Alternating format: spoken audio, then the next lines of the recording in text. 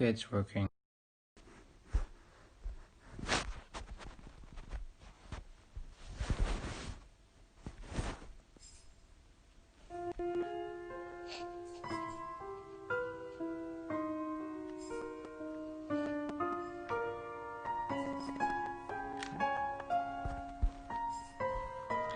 Hi everyone, welcome to the stream. My name is TomKing90 and welcome to The Letter. The Letter is a visual novel horror drama. I found this game a few days ago. I've played the first chapter, what we're gonna again play, but I love it so much. And I have to buy, of course, all chapters because I cannot leave it just alone. And I'm not going to watch any playthroughs because that would not make my entertainment good. I love playing visual novels. I've played Doki Doki. I'm currently playing another one. I haven't played a lot, but they're fun. One day I'm hoping that I am going to play You and Me and Her. You know. But yeah, we got 7 chapters. We're gonna do only chapter 1. Now the issue right now is that I have realized that the Xbox event is gonna start in 2 hours. Uh-oh, stinky! That's bad news, because I want to watch that and see what the hell's going on, even if I'm not gonna get the Xbox. So yeah, let's get starting. Also, I want to mention that warnings, there are scary moments, there is gore, and I'm gonna turn it to a mature version after the stream is done.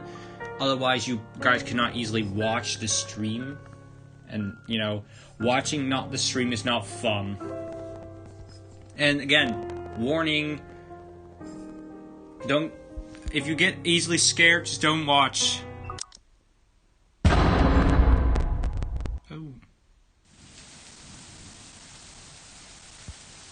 I'm gonna do there are voice acting in this game, but I will do the non-voice acting ones. The Ermengarden Mansion was built from Lord William and Lady Elizabeth Ermengarde of Luxembourg, humble ambassadors of peace and beloved by their people. Both were well known of their companions and generosity, never failing to extend a help hand to anyone in need. Under their influence and wealth, there was one and small sleepy village grow to prosperous and bustling town. However, the season of joy eventually ended when the nobles perished at the hand of the Great Plague. Their riches and legacy were henceforth passed on to their only child, Lady Charlotte Elvengarden. ... The mansion has stood since the 1620s and witnessed to a very long history of joy and pain. After Lady Charlotte committed suicide, the great house was eventually left uninhabited. That is when it began. Surrounding villages spoke of seeing and hearing unearthly things, of cries, howls that filled the night, hear sense of the mysteries, woman roaming the hollowed halls aimlessly. People who dare enter the wall were simply never heard from again. Even after 400 years, these stories remain much like the house itself, whispering about the great house, its legend and its curse, still fallen upon the villagers' ears. In spirit of this, the current owners are convinced that these stories are nothing more than a hoax. With little regard of the truth, they had Brigade their corporation placed the property back on sale. Like Pandora box, the secret that lies inside waits to be discovered by the brave souls. No matter what happens, take care not to be consumed by the curse. ... I'm gonna get my water here actually close. I don't have to stand up every minute. because my throat really gets slimy with when I talk a lot. If you don't like visual novels, just leave. If you're for the horror stuff, but don't like the visual novel, I don't know. Good luck. Tot. Isabella.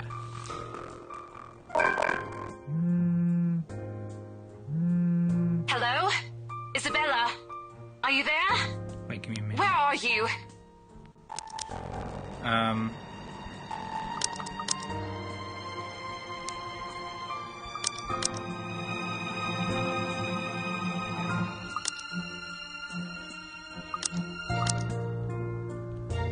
familiar, jitters voice comes from the other end. Oh, hey Rose. I'm at St. Goretti High. What's the matter? What do you mean, what's the matter? It's the mansion, silly. I'm here and you're late. Jeez, we're on shift together. You promised. Oh my god, please don't tell me you forgot. You were planning on leaving me to check this place out on my own, weren't you? You chickened out. Calm down. You know I take my promises seriously. I'd like to believe that. So hurry up and get here. This place is huge. A bit too quiet since no one's lived here since, like, forever, but beautiful nonetheless. Why are you so surprised? This isn't the first time you've been there. I know. I just wish I could live in a place like this. It really takes my breath away. Yeah, well, I wouldn't be so sure about that. Not after the rumors that say it's haunted. Jeez, never mind those rumors. Ghosts aren't real after all. And even if they are, which they are not, they can't do anything. They're nothing but spirits. You don't know that! They might be listening or watching right now, and they might not be happy with you enough to curse you. No offense, Phoebe, but that's a bit of a stretch. Believe it or not, it's better to be careful. Right. You know, not every property we sell will end up with a dead body stuffed in a sofa. And I think that mansion is where we'll likely find another one. I can feel it.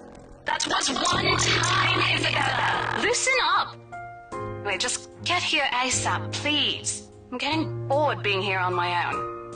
Fine. Let me just finish up here. I'll be right there soon. Okay, see you. Bye. She hangs up before I can respond. Rose, still charming as ever. Who was that? I look up from my phone and see Rebecca. Becca. Giving me a questionable look. Oh, that? It's just Rose. Rose? The one you said who trained you for your job back when you started? You're working together again? Just for this property. We've been scoping out that big mansion down Anson Village after the renovations. Today's sort of its grand opening to the public. The RC wants to give it one last check before we let potential buyers tour it this afternoon. Oh, wait, mansion? That big spooky one you've been telling everyone about? Didn't you keep saying how it just gave you the creeps? You actually went there? And you're going back? Well, I did promise Rose I wouldn't ditch her. And besides, a job is a job. Gotta do what you gotta do to make a living. As soon as the words leave my mouth, Becca lets out a soft chuckle. What's so funny? Nothing. It's just that I didn't expect you to say that. Coming from you, it sounds so out of character. I mean, no offense, but you've been freaking out about the place being creepy ever since you got assigned to it. Cursed rumors and all. I honestly thought you'd back out. Not all the time. I could really use a huge amount of cash right now, and this is just the fastest way to get it. Plus, listen to this. Briar Realty wants it sold as soon as possible, and the agent who lands the deal is going to get a huge bonus. They never give bonuses like that. Getting that would make life so much easier. They're desperate, I'm desperate, it's perfect. A sympathetic look crosses her eyes. You know, if you're really in urgent need of money, you could have just asked me. Or Ashton. We can always let you borrow, and you can pay us back whenever. I've kept myself from groaning out loud. In the years I've known her, I can already tell what to expect once she has that expression. Becca! I've noticed that you've been living off instant noodles these past few weeks. Oh, I forgot one. I'm sorry. She crosses her arm and grimaces out of thought. Her voice slightly raises and begins to be scolded at me. Instantly, I'm reminded why Becca excels at teaching boisterous teenagers. Stop eating junk! They're cheap, but they're not good for you. You'll definitely end up in the hospital if you keep at it. Now, I always save at, like, these moments, like, yeah.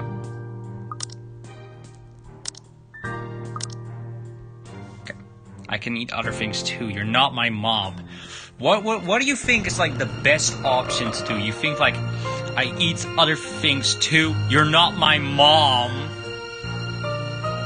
I have done the other one, but I feel like I want to try out the you're not my mom. You're not my mom. I feel like that's also offensive and not nice to the character, because there is a relationship system. Depending on how good your relationship with a character is, it will dependly if it has a different interaction or options. So, yeah. Rebecca is high. Yeah. Sure, I'm gonna do you're not my mom. I press my lips together and roll my eyes to her. I'm not entirely sure how I would feel whenever she goes on her mother-inch modes. She means well. I'm glad that someone's looking out for me, especially with my family living out the other side of the globe, but Becca's bossy attitude can be such a pain at times. She's more overbearing than mama, and that's already say a lot. You're not my mom! I didn't say I am. Nope, but you're acting like one. You don't need to boss me around all the time. Yeah, that actually decreases. Wow, come on. She made a complicated, unpressed look. Immediately, I braced myself from another round of reprinting from her. I'm not bossing you around. I'm just telling you to at least mind what you're eating. Remember what happened last year? You ended up bedridden for 2 weeks after eating something bad. And I ended up having to listen to you cry about how those absences would take a huge chunk out of your paycheck. Do you want that to happen again? No, Mom. Only a loud frustrating sigh came from her as she pins the base of her nose, likely to help ease the headache starting from... I bite my lips to keep myself from laughing out loud and imagine how she expect her to say more. But once, at least she looked up and she simply carried a redesigned expression on her face. I'm serious. Not my mom, Rebecca. Come on, did that... Maria Isabella Grace. I shut my mouth after that. Although I know she's not really angry, I don't want to push it. An angry Becca isn't someone you like to cross paths with in my lifetime. I've seen it happen and it wasn't pretty. Yeah, I'll stop. I grumble, but she doesn't seem to care much, only giving a small acknowledgement nod. Good. Look, if you need anything, tell me and I'll help in any way I can. You don't have to do this alone. Thanks, Becca. I really appreciate it, but you don't need to baby me. You've been taking care of me since after I moved here. You have to take a break sometime. And before you ask again, no. You know I'm not a fan of borrowing money. And I'm not going to ask you to give me what you earned hard for yourself. You and your pride. Oh, suit yourself. The offer stays on the table, though. I nod in response, if I only get her dropped the topic. I'm pretty certain I will never take that offer. Ever. It has nothing to do with pride. I've simply seen plenty of times how friendships can turn off for the worst just because of a few unpaid debts. I don't want something like that to happen between me and Becca. We may argue about a lot of small petty things, but she already feels like a real sister to me. I don't want to lose that friendship over something so trivial. Becca's moonson, when she takes a quick glance at something behind me, snaps out of my thoughts. No, enough chit-chat. Lunch is ending, and my students will be back any minute. We can catch up later. Good luck with your clients. You better treat us to lunch or something when you get that sale. You bet! With small smile, she returns to her desk, beginning to shifting through her page of rather thick history book. She's probably working on the next week lesson plan. Trying at least. Her eyes are distant and doesn't seem to be too attached to whatever is on the page. As if she hears my thoughts, Becca starts coughing heavily. Her hands hesitantly goes to her mouth to stimulate the sounds. This is precisely how I follow her here. For someone who makes a habit out of worrying about other people, Becca sure forgets how to take care of herself. Hey, you sure you can manage on your own? I mean, you're still a bit feverish. Hush, dear. Don't you worry about me. I'll just drink some medicine and I'll be right to train. Left her with a flat look. She has had the cold for a couple of days now, something about the strange weather not agreeing with her lately. Despite my advice to take a week off rest, I found her apartment empty when I dropped by this morning. She even left the medicine at her doctor's prescriptions. Look who's the stubborn boy now. You shouldn't even be working right now. Seriously, you big baby. I'll be fine. For now, just go to work and stop making that Rose girl wait for you. I'll call you to deal with it. And you can come me up if it makes you feel a little better. She offers me a reassuring smile, and I kind of sigh. Why do I even bother? There is no stopping her. Once she has decided or something. Defeated, I reach inside my bag and pull the same bottle of medicine she left earlier. She looks at it warmly when I place it in front of her. Unfortunately for her, this is one thing I'm not letting her have her way. Alright, don't forget what your doctor said. Drink this one time. I'll see you later, okay? Then I'm usually glance in her eyes when she shifts them back to me. Look who's playing the mother hen now. Rebecca! Hey! I won't tease anymore. I'll make sure to drink it all. Before I can retort, she casts another look at the clock. I take that as a sign to finally end the conversation and my short visit. With a small wave, I leave her alone to her glass and her thoughts. Hail a passing taxi to make me to property as soon as I can. I leave the school grounds. The mansion is some way out in the countryside, but I don't have trouble giving the driver directions. Apparently everyone in Luxembourg City knows of it, including every bit of rumor surrounding the place. In fact, just the mention of its name is enough for locals to give you a calculated sight-lying glance. I learned the hard way the first time I commuted there, and it's only boosted my belief that there's something more to the house.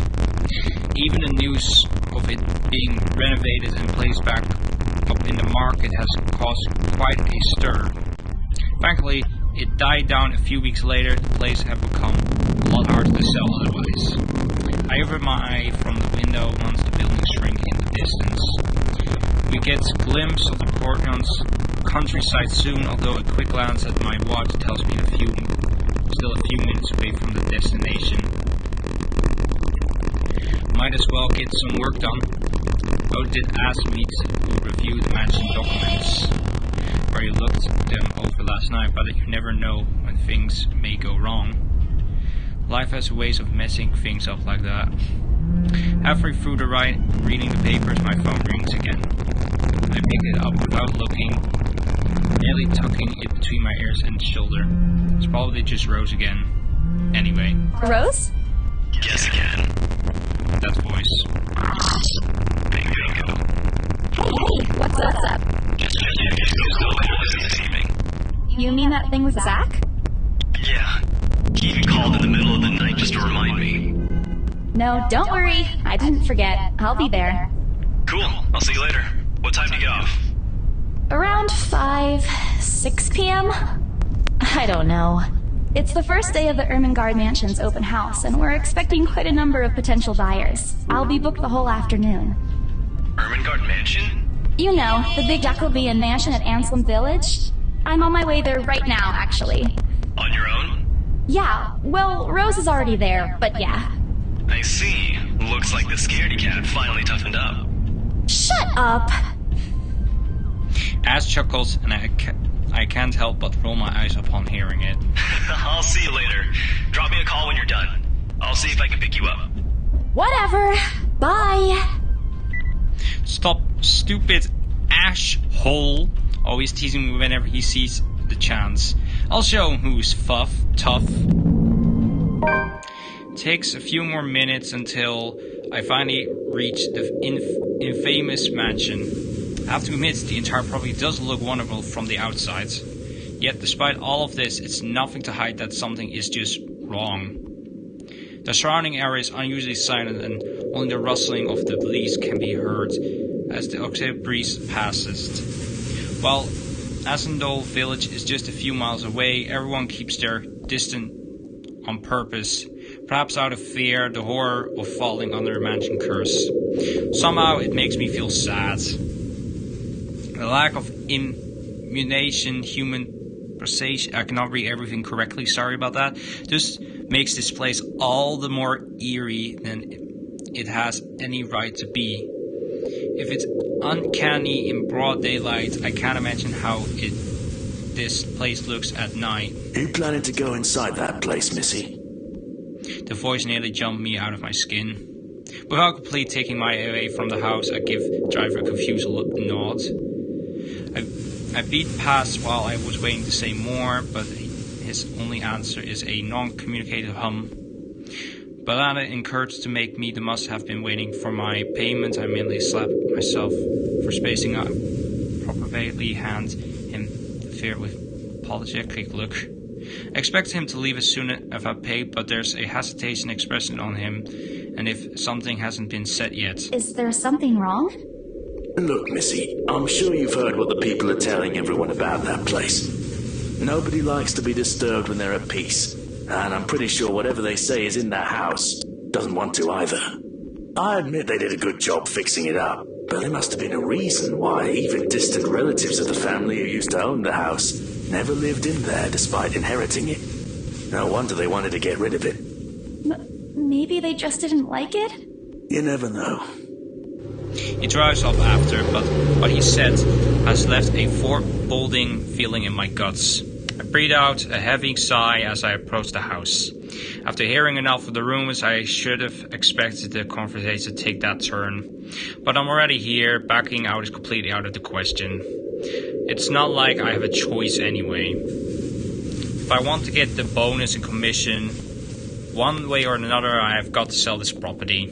The door is jarring when I get to it, however, while my own copy of the keys dangle easily in my hand, Rose must have left it open when she arrived. That's weird. We may be the only people here this early, but you never know as someone careless. Entering. What a greet. Me inside, leaving me gasping. Gaping. What the hell? They're cleaning every corner, watching the floor, dusting the antiques, searching every nook and cranny in Carvey, and made this spick and span. All for the sake of making the mansion more energetic to the modern-day lord and ladies. But no matter how hard they try, the mansion still looks like as soulless as ever. As though it's going to eat you alive. If you ask me, they should have just listened to what other people have been telling them and leave this place alone. Some things in the world are better left alone, never to be disturbed ever again. Rose? I call out. Rose, I'm here. Where are you? My voice echoes softly through the hallways. ... Oh, who am I kidding? In a place this big, I don't think she will hear me out, no matter how definitely the silence is. She could be all the way on the other side of the property for all I know. Quickly I reach out my phone and dial her number. But... The number you have dialed has not been recognized. Please check and try again. What do you mean, has not been recognized? Dot dot dot. We were just talking a while ago. It's not like was eaten by the house, right? Or maybe the ghost did hear us talking and spirit her way, right? Right? Dot dot dot. No, Isabella, don't be ridiculous. She probably just wandered deep in the house and lost signal or something. I'll dial her number again, hoping the call will connect this time. The number you have dialed has not been recognized. Please check and try again. But to no avail. Oh boy.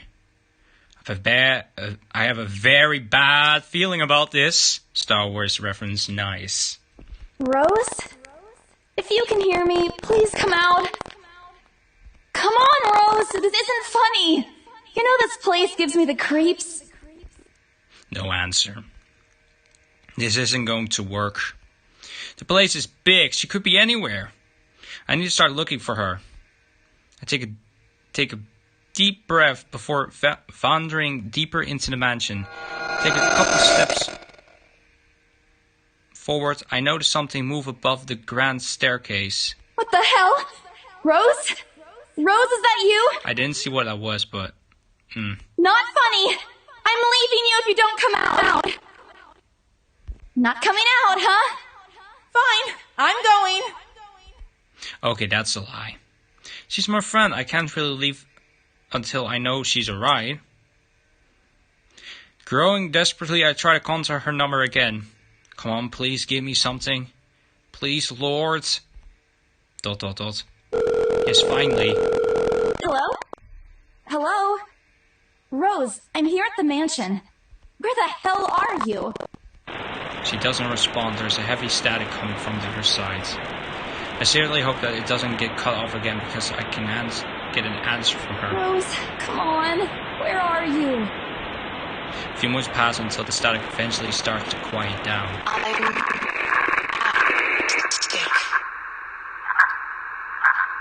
What? The attic? Why? Crap. It got cut off. Man, do I really need to go there? How deep inside the mansion the attic is, there's barely any signal there. No wonder I can't contact her. But why is she there? Out of all places, she just has to make me go fetch her in the creepiest room of them all, of this place.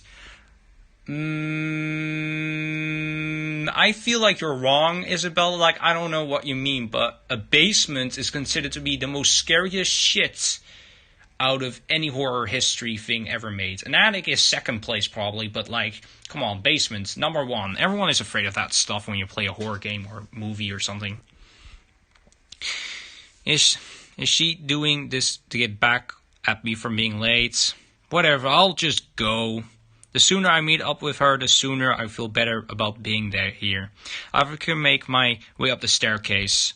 My legs wobble as I mentally curse the fact that I've been chosen real estate instead of picking a career that doesn't involve strange abandoning houses. Upon reaching the top, the grand hallway greets me. It's branched out of two major wings of the mansion, the east and the west wing. There were two decks here, one on each side. But the east one has been converted to a storage room of sorts, and somehow I find it least likely for Rose to wander there by herself. Besides, she never did like going to stuffy storage rooms.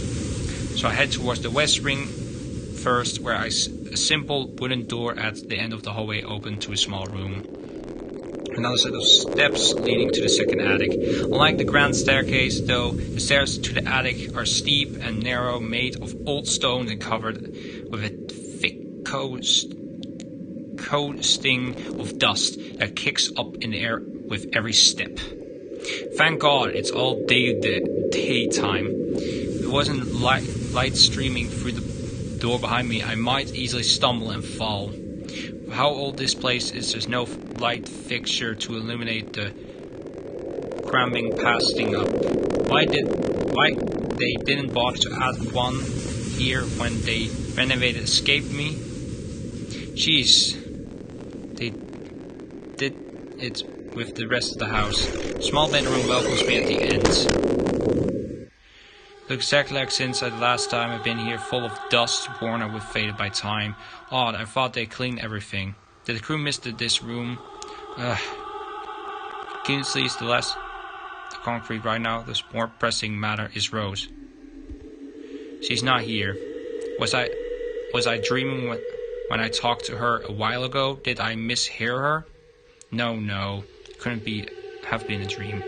After all the creeps, abandoning of the estate is doing such a remarkable job of making sure I stay alerted and awake. I'm sure she said she was here. Is this a prank? Or maybe the phone call was Rose last mentioned before I curse got it. Shut up, brain. You're not helping. Don't make this scarier than it already is.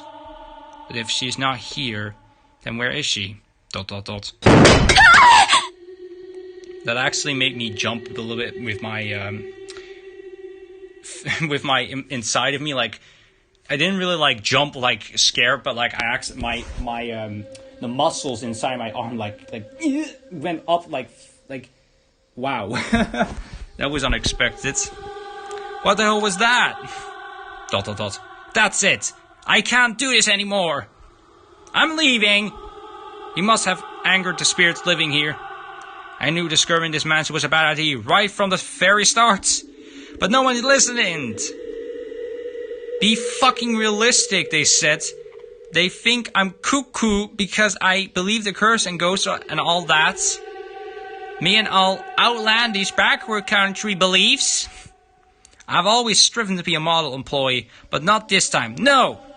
I'm turning back for my sake of sanity. Barely relief I can find another agent who is more fucking realistic toward people around this haunted. Also, sorry if I'm saying swearing, but, you know, I'm just reading what they're saying. I am not someone like BG Mike or something who censor it out and etc. You get the point. Before leaving, I take one last look at the gloomy old room. Just to check. Huh? What's this? My worries about Rose must have been caused to miss it when I first entered the room. But there was clearly something on the floor. It looks like a letter? Lying on the ground, just a couple of inches away from my feet. Out of sheer curiosity, I lean down and pick it up. Strange. I didn't recall seeing this last time I was here. A few days back, an other agent inspected the mansion to prepare for today. I had been the last time to look inside the attic and leave. The certainly hadn't been here before. Someone must have left this room since. Did Rose leave this for me? Was she here a while ago? I couldn't have missed out her though. There's only one set of stairs leading to the attic. The letter isn't exactly present condition, in fact, it looks rather ancient. The paper is thin and rough, and words it fall apart, it's much but touch it. Grey care I open it and shake me to my core. What? Oh my god. Nothing but the word help me filled the page. All of it, it's seemingly written with crimson shaded pen. Bloods. I look. I actually did in real life. The same phrase just goes on and on until... Send this to 5 people or else. Or else what? Or else what? I click. As quickly as I can scan the back of the paper and peek into the envelope to make sure there's nothing missing out of the second page. But there's nothing. Oh, please, no. My hand trampled as a dread creep over me. The room is suddenly getting colder. I need to get out of here. I pull the paper in half inside a grip. Next has been frozen on the spot. A pair of blood-soaked feet enter the field of vision, covering gasping wounds with skin eating away to reveal flesh and bones, and all manners of things one isn't meant to see. It's too much. All of it too much.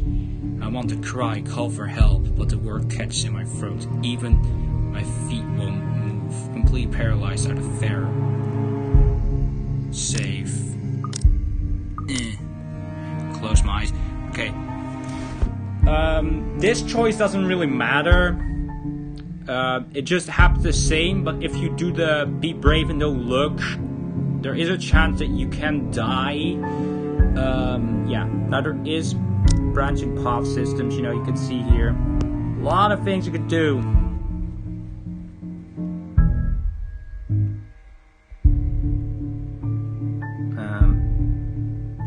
Be brave. You can see here. Listen, this is a... I cannot really see it. A Q to E, and that means,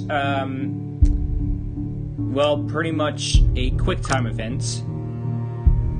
And if you fail that, you die. So I'm just gonna close my eyes and pray to Jesus Christ. I shut my eyes tight, muttering, fearing, praying under my breath. Our Father, who art in heaven, hallowed be thy name. Praying thought me as a child by Mama and my Papa slipped out endlessly through my teeth.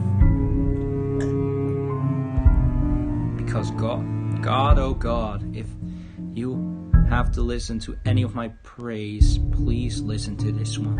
And if yours doesn't listen, at least I won't see the thing that kills me. A cold confronts. ... I wait. ... And I waited some more. But when nothing happens, I take a peek. I want to find a ghost. That thing, whatever it is, gone. I leave washing over my shakily get off my feet and back away towards the door. Breathlessly, it opened. I slip out without a second thought and make a run for it down the stairs and onto the hallway. Take a look back and make sure it isn't behind me. Other people might have stopped, dismissed and tricked off the light, overacting imagination, but I'm not taking any chance. I'm not giving another chance to catch off guard. I don't think I'll ever feel safe until I get out of here. Whenever that is, every warning bell in my mind is telling me that it's going to jump out of any moment and get me while I'm still at this place. I told them! I freaking told them! Oh man, oh man, oh man! Racing down the stairs, a breathy laughter escaped me and my shoe slips and I found myself falling. So my back hits the ground and pain racks my body. My head grounds fuzzy and my vision dims out. I fight to stay conscious. No. Go away.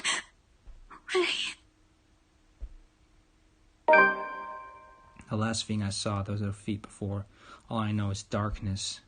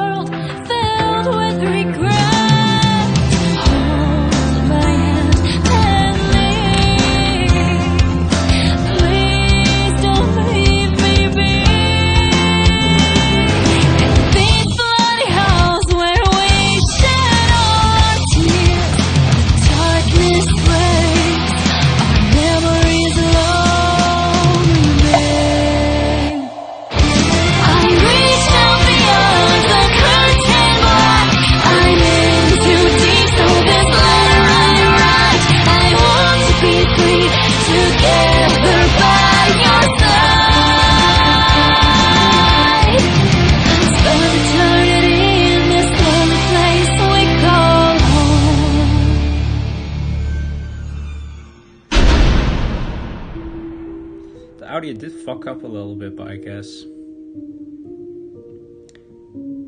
Yeah, the maker is Yang. I don't know if this copyrighted, but it doesn't really matter, seeing that this doesn't really make any profit. It's just my entertainment wise for the quarantine, primarily for you guys. But yeah, let's continue. A buzz breaks the silence, and I started to rouse and pull out consciousness against my own will. I've been never fated to this tired before. Just want to sleep, but the instant buzzing poking me and prodigally isn't letting me. My own matrat may not have been comfy and of the place, but that doesn't make me any more eager to wake up. 5 more minutes, Becca. I swat away at what is not going per minute at my side. Come on. Can't I just get an extra few minutes of sleep today? I promise I'll work hard once I am up. And lightly taps my cheek and something cold is suddenly being pressed on the back of my head. The icy sensitive slowly spreads through my area, giving me a uncomfortable feeling. Isabella? Isabella? Yes, can you hear me? Isabella? The fog immediately lifted from my mind. The moment I recognized the voice, an open snapped open. There, looking down at me, is Rose. Another woman nodded beside me, but my attention is too focused on my co-agent to even ask why there's something else with her. Rose posted just screams worry, although she keeps a straight face, or trying at least. I can't help but feel bad for making her fret. A wave of Disney's washing over me as soon as I tried to get up, forcing me to lie back down again. Luckily, the feeling stopped after a few seconds until only a mild troubling somewhere at the back of my head remains. Little assistance from Rose, I push myself upright. She hands me an ice pack and gestures from me to press it where I substance a small bump has already informed the light eyes of the area in this anything. Alright, Isabella, where are we? The Ermengarde mansion. Why? Ow, my head. And the date today? October 21st? Rose. Last one. Can you count to 15 in reverse order? 15, 14, 13, 12, no, that's wrong. Why are we doing this? She's just checking if your injury is in any way serious. This time, the curiosity regards the woman standing beside Rose. It's possible to overlook her, the way she's towered over us. In her, I thought Rose is already tall. Who is she anyway? One of the remaining cleaning crews? But with how primarily dressed she is, I don't think anyone would want to clean in a suit. Expensive suit at that. The gloves alone must already cost a fortune. Her eyes slowly shift between me and Rose, considering us with a almost unreadable expression before finally fixing a sharp gaze on me. I can't help but fold my arm protectively over myself as she does. She may be far from cleaning crew, but she certainly looks like your supervisor during evaluation. Just do it, please. I eye them both warningly, but grab everything she say as Bolt releases a breath of relief once I'm done. You scared me for a moment there. I was about to call for an ambulance. Are you alright? Express soon replaces the dull age. The memory is a little fuzzy, but and again. There was someone, Rose. In the attic. Someone? You mean a client? Oh, that's unlikely. It's probably just one of the cleaning crews. The boss sent a few of them back this morning for some last minute... No, not any of those. They're, I'm not actually sure. Wait, didn't I call you? You said you were in the attic when you answered. That's why I went there in the first place. Both Rose and the lady look at me like I've grown another head. Did I say something weird? Rose quickly cast an apology smile, the one before the awkwardly silent stretch on further. It's her still woman smile, the one she fought me back when I was still her trainee. I should show this to troublesome clients or just to avoid trouble in general, she advised. It's also the same one she gave me when I have done something particularly absurd that may cause us to lose potential sale. Her eyes are serious. When she turned back to me, she takes both of my shoulders, gently squishes it, and with as much passion she can muster. As much as I'd love to have gotten at least a heads up of your arrival, I didn't really get a call from you. You know, signal here is absolutely horrendous. I was in the garden earlier and couldn't even make a single call. Isabella, I'm going to ask again. Are you really all right? What happened? I don't know. It's all a bit blurry. I remember I was looking for you, but you weren't in the attic. And there's whoever it is. Then I must have tripped on a rug or something on the way down. Oh no. Do you think someone came in while you were out? You left the main door open. We are so going to get into big trouble if something gets stolen, Rose. Perhaps it is a concussion. Are you sure you feel fine? We could I still love call that the for an background's ambulance. going great. I could cover for you. Thank you, Mr. ICleanUpTheNature.com. Not really the company, but you get the points. They're cleaning up gardens and etc. and fields. This really is sucking to have a live stream like this. No, I'm fine. I'm okay, Rose. I can work. Wait. Hold your horses, Rose. I can't just miss an important sale because of a minor bump in my head. An extremely minor bump. I've had worse when I was a kid. This is nothing. God, I can do some voice real good. Besides, if I leave, you'll have to shoulder everything in the open house, alone. And in a mansion this big? Well, there's also the part where I may lose the bonus BRC. What is that? Promised. But that's completely beside the point. Rose gives me a skeptical look when I return the cold compressive to her. Push myself to off the floor. I'm gonna lay more in my bed because otherwise my back actually gets kind of owish. Ow, God. It actually really hurts, you know? Oh, much better with my very hard pillow. Everything's not fine. Okay. I don't know how long I've been streaming, but depends. Wait, I can see that actually. It's right now 15. Almost. Yeah, just 20 minutes and we have been an hour already. I have to keep in mind to keep an eye out for Xbox. See? I'm A-okay. The two of them exchange a worried glance, and Rose assumes a familiar look. I bite my lower lip in anticipation if she says no. Alright, you in. I smile friendlessly to slip out from me. If I see that you aren't feeling well, I'm taking you personally to the nearest clinic to have you checked. Clear? Clear as day, ma'am. Thanks, Rose. You insisted. But remember what I said. First sign of you looking not okay, and we're off. No questions asked. It's just a small bump. Don't worry. You shouldn't downplay these kinds of things. It could be a serious injury for all we know. Suddenly a small cough sound.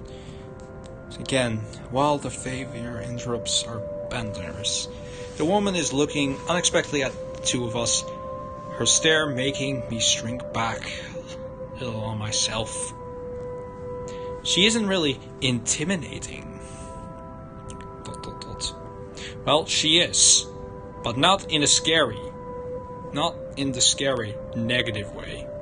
Far from it, actually. Her demorally simple commands on air of some persistent and respect.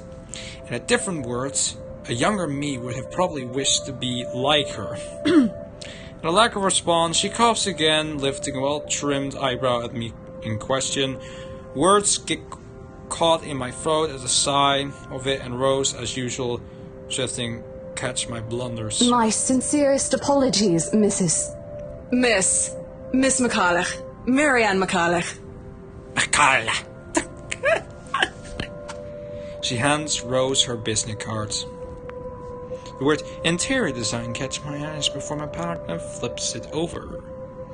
Oh, probably someone who is interested in the mansion for its 17th century influence, then.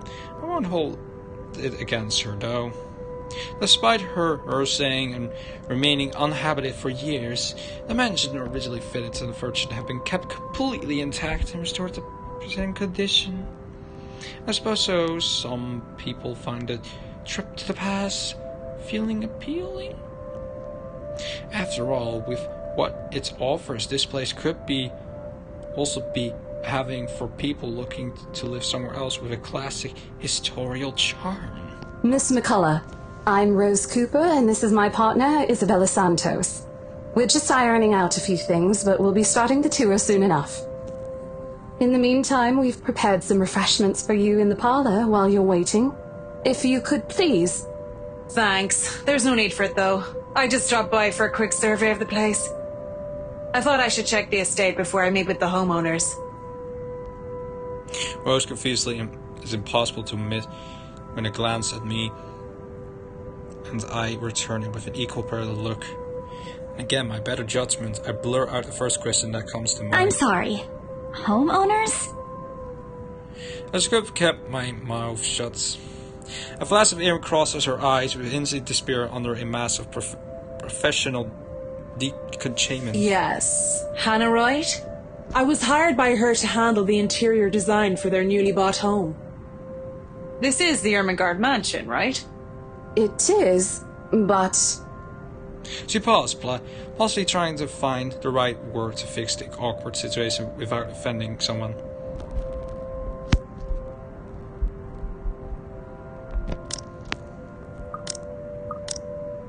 Okay, we'll check. I've done that, but I feel like that is a dumb move.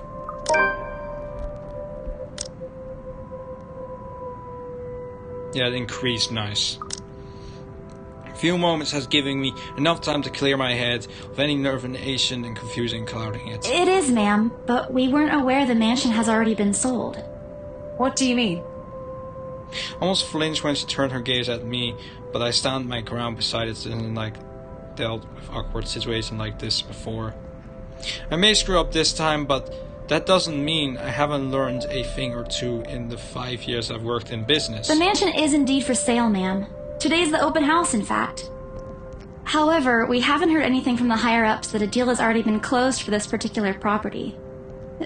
If you'd like, my co-agent and me can check with them right now. She nods, seemingly in deep thought after I've finished. She appears to be a reasonably person anyway. Giving the proper explanation, she surely understands. I thought something looked odd when I arrived here. Excuse me, I think I need to make a call to my secretary. Thank you for your assistance, Miss Santos.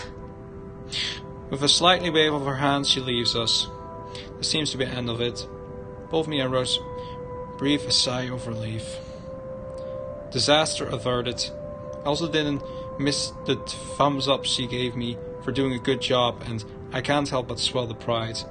Still, I haven't prepared myself to dial the number to our Luxembourg office and check even if she didn't ask for it. I will be very frustrated with it. For some reason, something has already been decided without me or Rose's acknowledgement. Only level unfair. We have been working hard on this. Moments later, Miss Kalugis returns looking a little frustrated but with an apology clear in her face. I feel a little sorry for having her to go through all of this trouble. There seems to have been a little misunderstanding with my client. If you'll allow it, I'd like to stay and wait for them here. I was informed they'll be dropping by for the open house today. I figured it'd be a waste to just leave after that long drive. I might just... Certainly. You could stay at the parlor in the meantime, ma'am. I'm sure it won't be long before our guests arrive. And, Isabella, I left a few documents in my car. You know where I keep those. Can you please get it for me? Rose takes a glance at her wristwatch before tossing me the set of keys. And hurry! We've still got a few minutes to double-check those papers. Okay, got it. Two of them disappear behind a parallel door. The disc brings me to stillness and company, neither welcoming and comfortable. We have a journey, but personally, not really an interest. It's just primarily reading. Alone like this, it's impossible not to think what really happens. Mr. Memories isn't an influence it normally is. And again, Rose always said she didn't receive any call from me. Was it just paranoia? And temporary lapse overhearing all of those things thought about? Probably. I was thinking about such, before I think such I can't work in a piece. Specs for a small part of my mind being different. And I'm going to be completely honest with myself. I was nothing more than just leaving this place as soon as possible. I don't know what's in this house, and I don't want to know. The key of Rose has just handed me, digs into my palm, just dagger an age, creating a swallow ridge on my skin and how hard to clutch it. It reminds me of when I still need to do and why I take this job in the first place. Hanging my blazer close to my body, exit the house to get what Rose asked me. Just a few more hours as well. Sell the house, get the money. Flux of people have been already gathered in the mansion, front yard, by the time we officially open the doors. I'm not sure whenever I all feel baffled or undressed, standing in their prestige, men and women of wealth and stature, all dressed in nines, in fancy suits and lovely dresses of various colors, composed the middle-sized crowds. Their necks, arms, and fingers are adorned with silver and gold, glistening the afternoon sun. Some even have ridiculously fancy feathers hats on their heads. I really hope that there aren't any muck pieces living nearby, like the stories those birds will have flight days in this. They are mumbling about themselves, looking at the estate facade, appreciating, with some arguing about house mansion has superior architecture. But most of it stopped as Rose called for attention. They don't look too pleased at being ordered around, but what can they do about it? Ladies and gentlemen, I'm Rose Cooper, and this is my partner, Isabella Santos. We'll be taking a tour of the mansion in 2 groups. Please make sure you filled up our sign-in forms before joining a specific group. Those who want to look around the first floor, please follow my partner. I'll be guiding the ones who wish to see the ground floor. Hearing this, a few wonder to me. They're mostly old lady who seem daunting at the idea of climbing those stairs. Miss colleague also joins our group, but what really catch my eye is an elegant dressed pair as she approached. It's so nice to finally meet you! When Chief Inspector Lee mentioned that a famous interior designer is in town, I knew I had to get you! Your confidence in my skills is very flattering, ma'am. I'm sure you won't disappoint, Marianne. Oh, you know each other? Not at all, ma'am. You mentioned something about a Marianne on our way here, darling? Oh, yes, I think I did. They must be clients he was talking about. I might have seen their faces somewhere before, some magazine or the television. I can't quite remember. But then again, most of our guests have likely ended up on the news one way or another. It won't be a surprise if those two already been. For people who are popular, though, they aren't dressed as loudly as the others. They're simplistic. The couple stands out. The woman in particular is stunning enough to turn the head of most people in my group, especially the men with wandering eyes. The guy standing beside her doesn't seem to mind, though. And if I'm going to be a bit bolder with my assumptions, I'll say he's basking in attention. Both of them, in fact. I think they are brother and sister, if it wasn't their public display of affection. The matching rings on their finger just cement the fact that they are indeed a couple. Whatever, couple or not, that's what's important to get the deal closed before the current owner can even think of cancelling the listing. I just hope one of the people in my or Rose's group is brave and generous enough to buy this mansion. And so, with the paper in hand, I lead the way. There aren't whispers enough among themselves or going oh and ah over one thing and another. They ask questions from how the respiration proceeds went to the history of the place. I answer them all, more than happy to talk about the art pieces and the architecture mostly. However, I'm careful to not mention anything about the urban legend. Not a good material for still talks, even if the entire population of Luxembourg knows about it. Some of the furnishings here are actually the 17th century originals, all of which have undergone a painstaking restoration process just to return its original beauty. Even the glass thing, colorful ones. Oh, I don't know, but you get the idea, I hope. Especially that one, ma'am. It is said to be a gift commissioned by the fiancé of Lady Charlotte Ermengarde. The mansion's current owners have specifically requested that the restoration crew take great care in handling it. It's a priceless work of art and the most distinctive feature of the mansion. By the time I've stopped talking, her attention is already elsewhere. Isn't this place wonderful, darling? I told you it's not a total waste of your time. I don't know. Isn't it a bit too small? We might have to break a wall down to have more room. Well, I think it is just right. Don't you think so, Marianne? It is splendid, ma'am.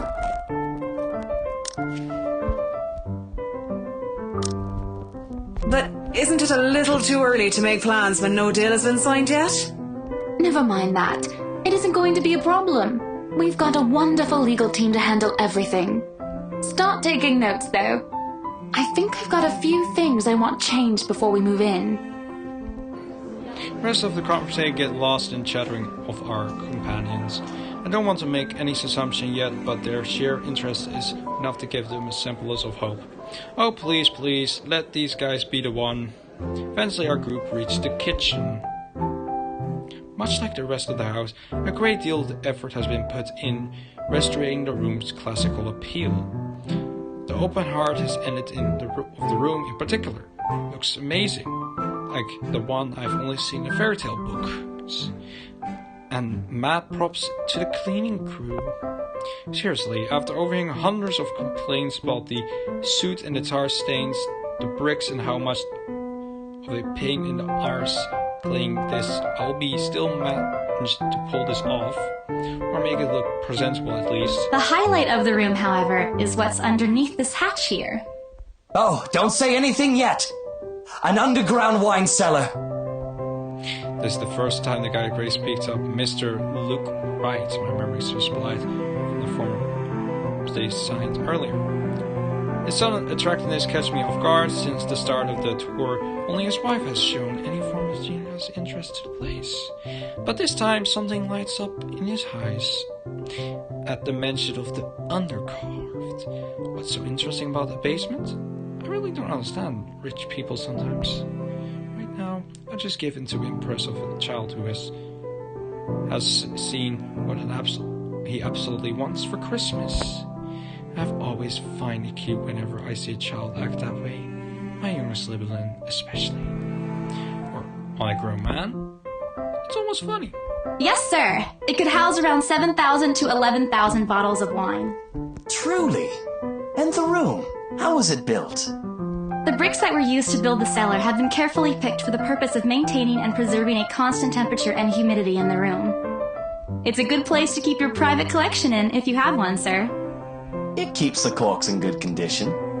Oh, love. Didn't you say before that you wanted to make your own personal vineyard? Perhaps you could start one here. You know we're going to need space for that, darling. And this isn't big enough. If it's space you're worried about, sir, the Ermengarde mansion sits on a 46-acre lot. There's plenty of room for it. We were told that the original owners had a horse stable built here before, too. There's a complacent press on Mr. Wright's face, but doesn't say anything further. His wife, however, seems really pleased. He starts to show interest, if only a little. I smile to myself. I don't completely understand how these people mind work, but I sure as hell know how to spot a buyer with serious interests. Score. I can't wait to tell Rose. The rest of the goes without a hitch. After more than half an hour, we're able to cover almost every room in the ground floor, and we're heading to the parlor. Funny, the first time BRC had us serve a property, I kept complaining to Rose how big it is. Now I can't even bring myself to care, no matter how much my feet hurts. Maybe this is just my excitement for a possible sale. When we reach the parlor, however, an odd feeling rushes her. It started off as a small goosebump on my skin, a feeling of being watched intensely. Whispers in my ear and shadow dancing or lurking in the corners of my vision. Dark silhouettes that are gone when I turn to look. Till I'm settling down, my spine makes me feel sick. I start to break out of cold sweat. I can't do this. I need to sit down for a moment. The old lady in the group have been requesting for a break anyway. If I can just... Excuse me? Everyone? We will be taking a 15-minute rest here before we visit the first floor. In the meantime, please help yourselves to the refreshments and snacks we prepared. If anyone has any questions, feel free to approach me. I'd be happy to help you. Let them sit while I retrieve to a quiet corner to recover. It's not what you think.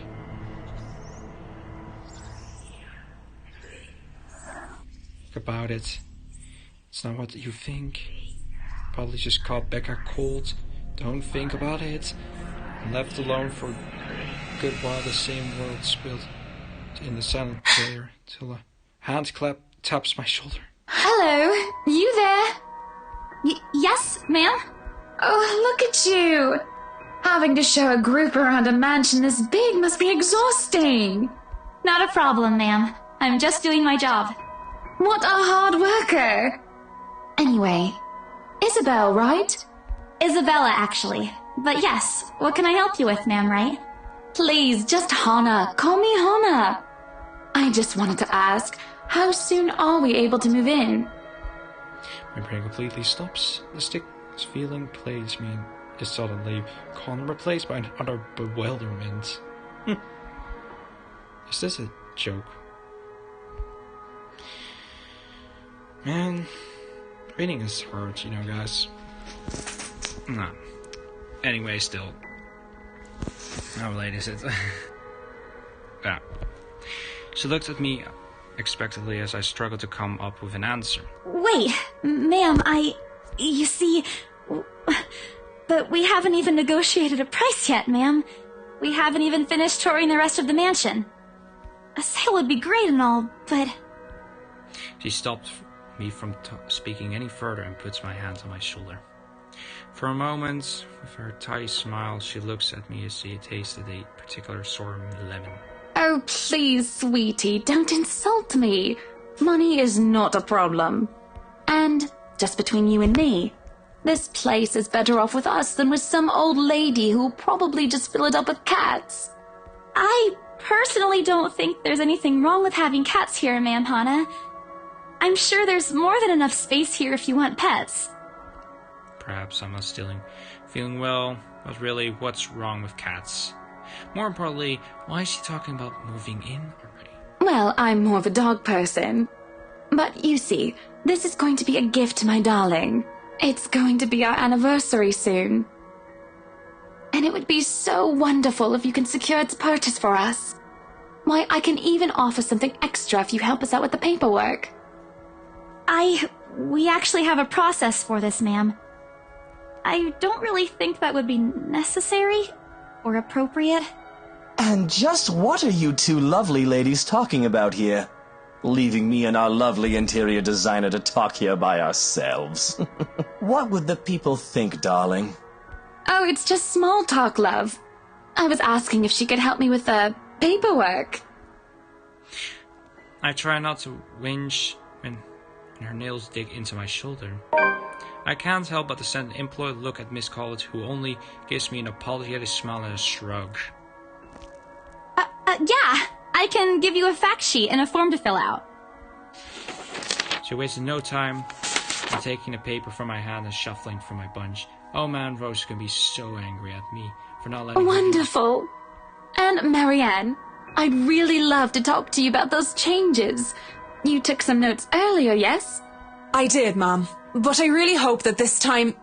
Excellent. Hopefully you can help us out too, Isabel. Isabella. Right. It's a lovely name, Isabel. It's Isabella. Yes, that's great. We'll be more than happy to put in a good word to your superiors too, and... What's this? A look of confusing and disgust appears on her face, turning to her husband and merely shrugging reply. That's, an interesting work of art. Not to my taste, though. I'm sorry. Darling, Buttercup, art is a complete overstatement for this garbage. It looks like a cheap prop from a D-list horror film.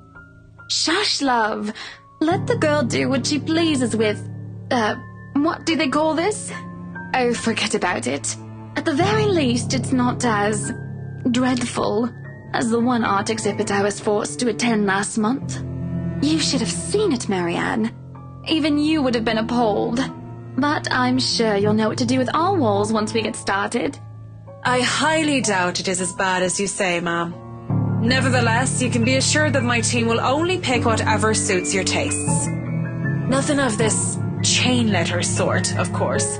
It has to always work with a palette. I'm quite sure chain letters these days don't come in this form. It turns me to puzzly. What do you mean, Rose? Checked everything. This paper I handed not enough. Oh, shit, I forgot. I want to ask what I did wrong. I didn't want to mess this up, but with the way Miss Hannah leading the conversation, I'm afraid that's exactly what will happen if I do interrupt her. That's good to hear. See, darling, isn't she an absolute delight to work with? I can't wait to see how this place will look when she's done with it. Oh, you don't have to tell me that, Buttercup. The smile is back on her face when she turns to me and hands me this strange piece of paper. I would still put it away if I were you, though. Otherwise, people might get the wrong impression. Anyway, as I was saying... Don't hear the rest of what she's saying after that. I can only stare down at the paper, the letter in my hands. The sight of crinkling in my rib, breathing salt of labor. Beverly quickly fills my mind. Isabella? Isabella? Are you alright? You're looking pale. Didn't even notice when Rose Group joined. Must have been appropriate. I wanted nothing more to say, no, I'm alright. I wanted to leave this place, because I remembered everything as clear as the day. This letter, and those blood-soaking lips in the attic. It's real. The letter. I'm sorry, I didn't know. Carelessly, I've been so carelessly. How do I even tell them that without looking like I've gone mad?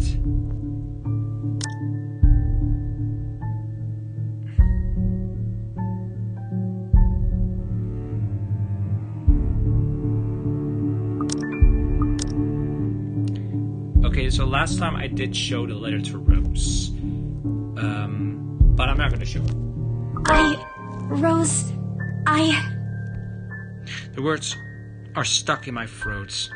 I want to tell her I really do. But is she going to believe me? She already dismissed me earlier. It's a concussion, she said. It's not. There's really is something in this house, in the attic, in the letter. It's going to go after us. Please believe me. Dear me, is Isabel alright? Isabel... Miss Hannah's voice breaks through the housing, beginning to cloud my mind. Rose is looking down on me, worried adequately at the features. I didn't even notice when she removed the wrinkle paper from my hands and pushed me down to sit in a nearby chair. From the edge of my vision, I can also make out Miss Collins asking and passing food served from a glass of water. Although all Mrs. Wright stands from sidelines, although curious, he appears more intended to watch than seem to help. They are all as like to believe me and Rose does. To everyone, whenever this house is a hoax, costly tale for children. Isabella, do you need me to call that ambulance? Wait, did she take the paper from me? Sorry, give me a minute.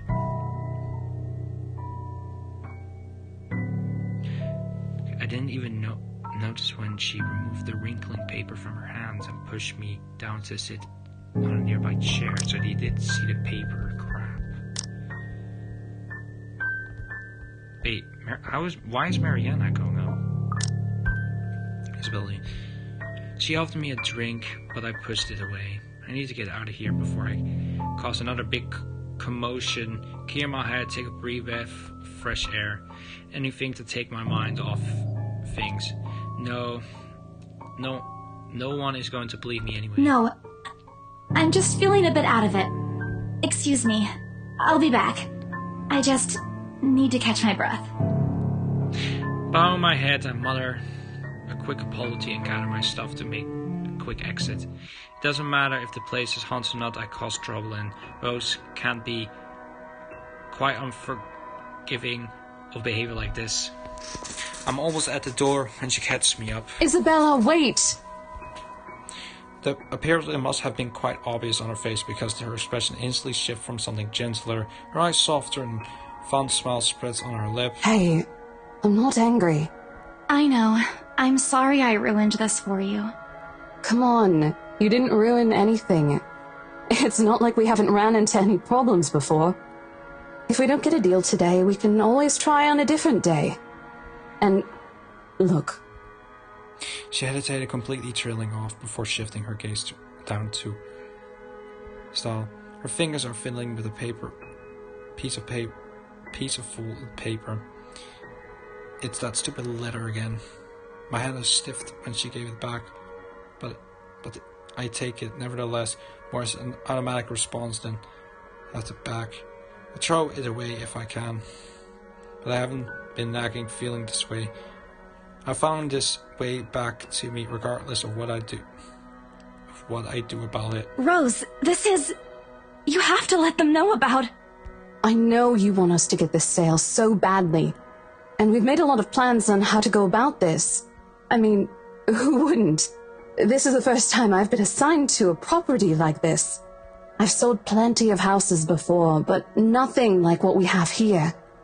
It's a beautiful house. I'd love to get one of my own if I ever win the lottery. But I think... Look, here's the thing, Isabella. If we are going to do this, work on something, I don't know, this big, I need you in top shape. And the way you are now... My mind stops. What? Wait, no, I can still work. I just need to get myself together. That's what you said earlier. I let it go because I thought, hey, it's your own body and you should know more than anyone how you feel. But after this, I really think you should take a break. You're kicking me out? No, I'm not. Look, all I'm asking is for you to take a seat somewhere I can see you, and let me handle this for now. You're clearly not yourself, and I honestly could use some time not worrying when you'll fall over or not. The day's not even over, and I'm already feeling the stress. Please, humor me just this once. She claps her hands together in front of me, eyes peeling from understanding. And I do understand, for some extent. That doesn't matter, I feel any less awful. Whenever at myself, the unlucky turn to situate has taken, or for her, I don't really know. I promise I'll give you a full report of what happens after. I'll even let you take the lead tomorrow. Fine. Okay. I'll step aside for now. You're upset. A little, yeah, obviously. If it's any consolation, I won't tell the boss about today. You know how he is. Please don't. I don't want a repeat of the lecture I got during my first assignment. He called me a noob, and I don't even know what that means. At the memories, we both bursted in a helpless giggle, earning our strange look from the guests milling about the door. Talking and laughing like this, it's too easy to forget any mishaps that happened. Little things you learn to appreciate, I guess. So, are we good? I'm still not okay with it, but Rose has a point. It's better for me to step out for this one for now. I won't be able to help you anyways if I keep getting distracted like this. Maybe I'll just take a walk outside or something while I wait for you to wrap things up. Please, just stay put. I insist. I'm not an invalid, Rose. You clearly have not seen how you looked earlier. It's not that bad. Color hasn't even returned to your cheeks yet. Just stay here, alright? Don't even think of going anywhere. Let me finish what I'm doing here, and then I'll take you back to Luxembourg myself to have that minor bump checked. At least wait for me to call someone who'll fetch you, okay? She's gone before I can even voice one word of complaint. Left with nothing else to do, I found myself drifting back to the foyer. We visit a lingering area, some merely enjoy the afternoon sunlight streaming through the stained glass windows. Others can seem to admire the pious antique decoration that in the room. One group of elderlies gather some way across from me. It's accepted in a friendly bantering about which one would cost more to buy. A little argument here, and raucous laughter and teasing air. I smile to myself. The conversation reminds me of when I'm missing those past few months. Rose is probably right. I do need a break. Hey, this afternoon hangout will help. Speaking of, I should call Ash. A few hours earlier from what I told him, but he did ask for a call once I'm done. Besides, I don't have a ride back, he offers, so I might as well take it. Or bribe him into giving me one. No, I'll even ever accept the latter. Personal convocation and all. Honestly, if there's something I find ignoble to him, despite his technically to annoy the hell out of me, it's that. Well, whatever way works, a free ride is still a free ride. There's rides Rose offered too, but despite what she said, I know she'll be busy for the rest of the afternoon, especially without me assigned.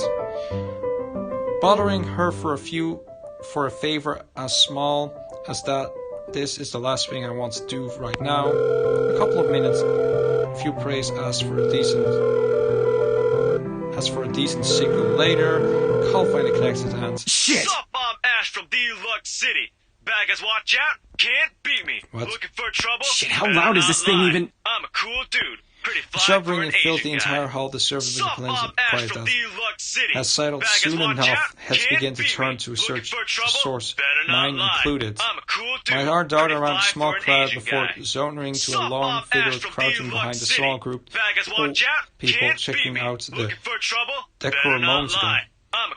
He is facing away from me, fumbling with something in his hands, but I don't need to see his face to know who's back.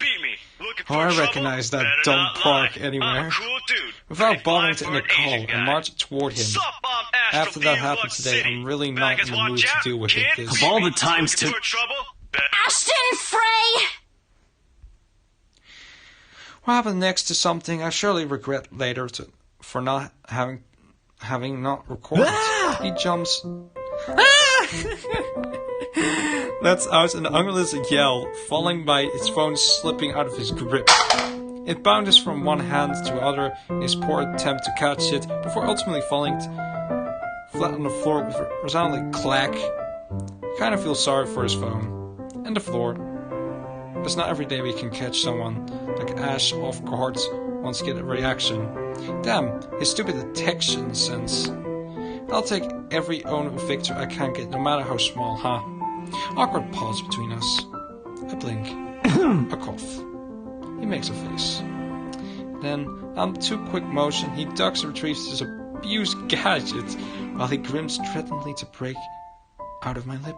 He doesn't meet my eye when I straightened, but his flush hair crept up his neck and cheeks. In another universe where we haven't known each other for 5 years and suffering through his teasing isn't a day-to-day occurrence, chances are I found that adorable. Endearing even. Unfortunately, this isn't the kind of world. The way things are, I'm already content to see him out of this obnoxious calm collection despite. Hello to you too, scaredy cat. I could stand to be greeted like a normal person, you know.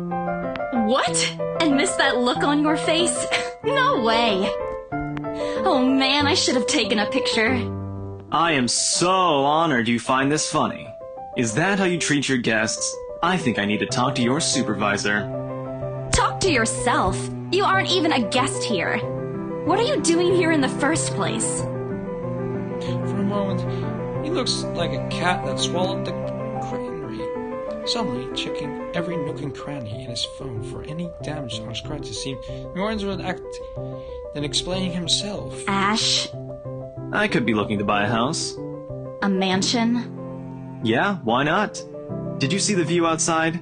It doesn't look haunted to me at all. He messes with me. Ashton, I am not in the mood. What are you doing here? His chance at a glimpse at some point behind me. The parlor. Furious, I follow his gaze, but before I could figure out what he caught his attention, he placed a hand on my shoulder and turns back to me, facing me. I just finished working on something, so I dropped by. Still, I don't see how work has anything to do with why he's here. I'm confused looking. He dropped the hands raising on my arm like he has touched something particularly hot and causally rubs the back of his neck. And I said I'll see if I can pick you up. Turns out I can. Free time and all. So here I am.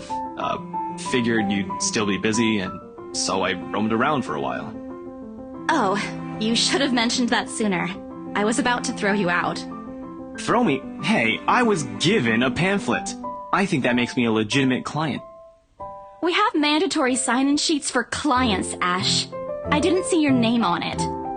And you can't just roam around because it says open house. Normal people actually follow an etiquette here.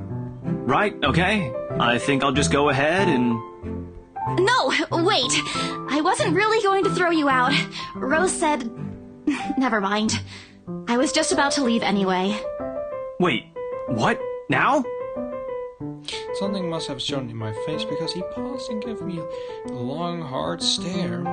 Sometimes I forget how easy reading people for Ash, giving how often looks as if everything around him is a chore. I avoid his eye, hoping he could drop a subject and won't ask any more questions. The last thing I want to tell him about happening, especially the part about the letter. In fact, he's the last person on earth I'll ever think about telling if I can help it. Sure, he's a dependable guy. Good knows how many times he has helped me, even without me asking for it. But stuff like ghosts and supernatural? You never believe those, even if the heart is from friend. Expect maybe if it's Becca. On a good day, the most harmless things I give those explanation why those things have no chance of ever being real. At worst, he's insufferable. He pokes fun at me every single time, every single chance he gets. Ashhole! Why did I ever do to meet him? To him? He never does that to Becca or Zach. Already imagining how things will go down the moment I spill a word or what I saw. Nope, over my dead body. When I catch his attention, I shove the letter deep in my back. What's wrong? Nothing. Let's just go. Doesn't look like a nothing to me. We still have Zach's movie tonight, remember? It's still early. And didn't you say your shift will end around 5 or 6? What about... Hey, Isabella, wait up! Rush of air greets me soon as the main door opens. No, the unusual autumn drafts, but it's still a welcome change from the stifling atmosphere inside a mansion. Ash's footsteps are quick behind. The soles of his shoes fumble hard against the concrete. It's an awkward canade as the rush catch up. He calls out once, twice. The man still loams in the background, whispering, "Call me back," shattering, becoming.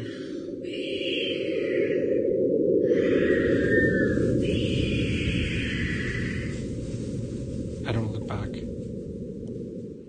We spend the ride back to Lux in a quiet manner, with only the radio disjointed hum in the background to fill the silence.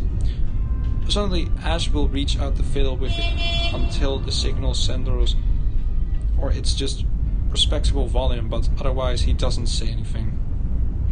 Neither do I. However, if I furtively glance, each had been sent my way as a sign. I know that there are things but itching to ask when he left the mansion. I kept my eye trained on the passing scenery outside, in a small hoping that my discernment will disaid me. Here. All of a sudden, he tosses me something at me from the small compass on his sides. It hits me cleanly in the chin before I can make my move to catch it. Small package makes a soft landing on my lap instead. Sorry. I glare. I send him whispered the smirk about to form keenly off his face. He clears his throat, focusing his eyes on the road again. I swear, he did that on purpose.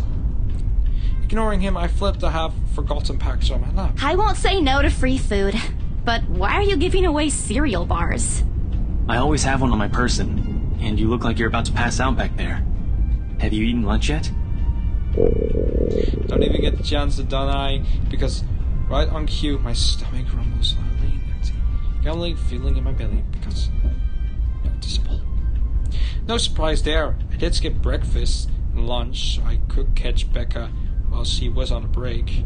I was hoping to get a small meal after. I guess with everything on, I just forgot until Ash mentioned it. It's not like the hollow feeling is new to me, though. If anything is just one thing, I've got just used to getting ignored over the years growing up. Thanks, then I tear open the package, starting to nibble on the edge of the bar.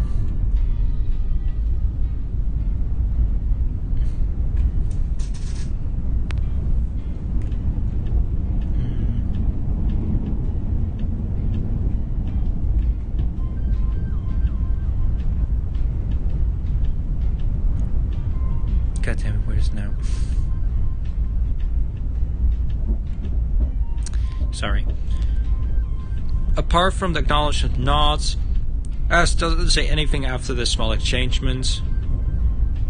For that, I'm thankful.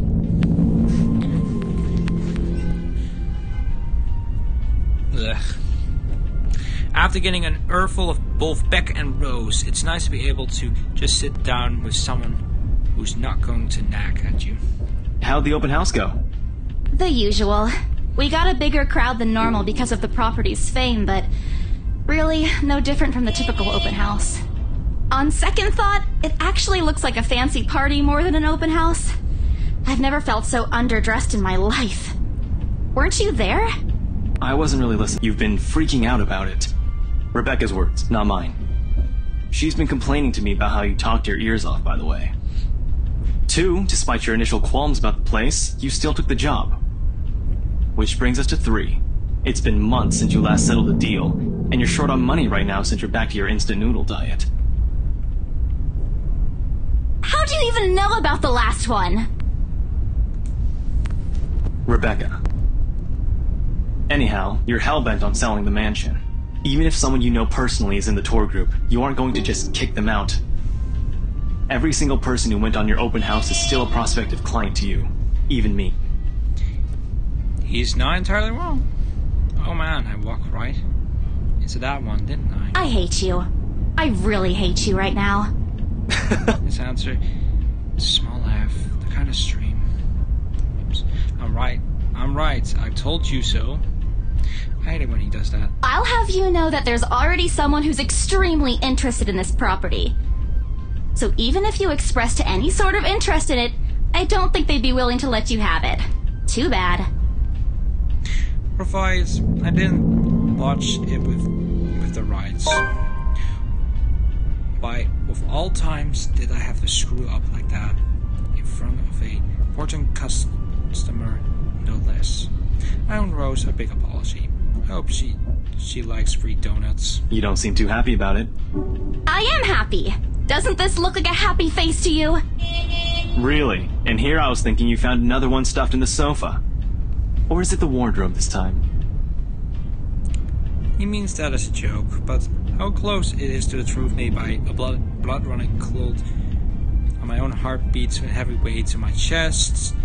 All at once, the letter is a big in my back, feels a whole lot heavier, burned by my own guilt and a place. Yeah, well, things happened. Stuff the right couple might not be pleased about. No need to make a fuss about it. It's normal in the business. You made them angry? Not angry, just stuff happened. Like? Things. Did they do anything? Your clients, the Wrights, was it? I can't answer that.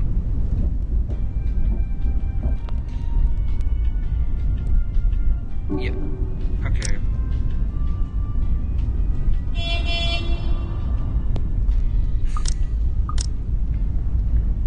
At least won't, without revealing everything that took place in the attic. I'm not gonna. The last time I did lie to him, but he can literally see through you lying. You keep asking me about my work, yet you haven't said a single word about yours. It has increased, thank you. That's not fair. Both you and Zach have literally disappeared off the face of the earth. No, I'm excited, but changing the subject is something else. Still a bit of an outright lying to him. Besides, it's never working to him. I'm not sure if it's because I'm just bad at it or because he's really very good at his job. He doesn't answer immediately, only momentarily shifts at a glance over me and returns back to the road to make sure to a sharp turn. Outside, the sun is already starting to descend, casting a vibration orange glow in the tall buildings. I wonder how long before we reach the venues of Zach's film. Checking the street signs outside, it appears Zach has taken the longer routes. Odd, because he's probably trying to avoid rush hour traffic. Didn't we just talk a week ago over chat? That's different. Linking your awful memes in the group chat box every morning isn't exactly a conversation. Awful memes. So this game actually has literally mocks people of doing that. Nice. Excuse me, I don't hear you calling them awful while you're laughing at all of them. Shut up! And you aren't answering my question. It earns him a soft punch in his arm. I did laugh at them, but not gonna give him a satisfaction of knowing that I find most of them funny. Only makes his head bigger. Stupid Ash. Alright. Lay off on the abuse. Remember that case I mentioned before? We've been trying to pin the bastard down, but it required more work than we anticipated. The guy's slippery like that. We got some good lead months ago. Recounts what he's been doing the time we haven't been seeing each other. His usual work, essentially small investigation and the big case he's been stuck working on. Stuff he couldn't mention in the brief time we catched out in online, although most of it trimming down version, only things he can tell. He's always been careful about that. The way he pins his answer to my question, just enough to satisfy my curiosity, but not enough to paint the whole picture. At one point his voice takes a straining tone when he mentions something about the big case, but I don't want to dwell on it much. That sounds normal, right? I mean, who wouldn't be frustrated if they couldn't bring something to justice because they kept slipping out of their fingers? If I were in their shoes, I would definitely lose my mind. His story never ceases to be entertaining regardless. If things weren't the way they were back home, maybe I would have considered taking the same job as him. Well, no, not really. Mama wouldn't never allow that. But that he is still there. Along with the countless other things I've let go, time passes quickly between us manners. And before I know it, we're already at the movie house. A small crowd has already formed in front of the theatre we were arrived. The Lift Fest, short for Luxembourg Independent Film and Theatre Festival, attracted a big crowd annual, and this year is no different. I've only been to a few indie film screenings with Zach, so I'm not an expert on the matter. But I know that people hoping to make a break in the industry getting film recognized by local events like this one is a really big deal. Especially for the newcomer like Zach. He hasn't even won an award, but just getting confirmed letters that the festival committee wants to include his movie in the year lineup already gives him a grin on his face for weeks. Speaking of the guy, it's possible to miss. At 6 feet, he appears to loom over the most moviegoers. With his large build and heavy voice, there's no surprise when people give him a wide berth at the pass-by. It's often easy to mistake him over someone intimidating at first glance. I did back when I didn't know him better. As did too, I heard once early in their friendship. Oh, there's Zach! Hey, you guys! Long time no see! Zach's face lights up with a smile at his own. He moves towards us with careful step, taking a significant effort to make himself smaller so as to not bump or accidentally hit it. Typical Zach. As I nears, Ansley raises his hand in greeting and... Sup, Z-Man! My main man! What's crack-a-lackin', my homie? The ugly that descends within immediately this small group enough. Somewhere to left, a girl giggle and only came aware of mouth and hanging up. I'm almost amazed how Ash can say that out loud with a straight face. Almost. Simply his track record should be used to it by now. Zach seems to be. Yo, stop trying to act black, Ashton. And you're the only one who calls me Z-Man. His found this underneath his rested tone. If there were any other person, I'm likely to be offended, but years of friendship and familiarity have been made those words harmless to the other tears, or at least enough to make both to take the stride. It's been a while, Zach. I hope you didn't get into trouble again. Not much to get into trouble lately without you, I'm afraid. I'll let you know if something comes up, though. Nah, I ended up with chicken down stuck on me last time I agreed. I'd really love at least this year to pass without some sort of accident happening again. Hey, I take offense to that. It wasn't that bad. You really have no idea. A beat passed. And Zach laughs. Hey, I'm kidding! You know you can always count on me. The story only the two of them are private. To every now and then Ash will enlist Zach's help on something. Becca and I never really found out what the real deal is about those adventures, as Ash called it, and both of them aren't willing to tell due to some unspoken agreement. She insists that if it's Ash, it's likely not something illegal or life-threatening. I tend to believe on her on that. Sometimes.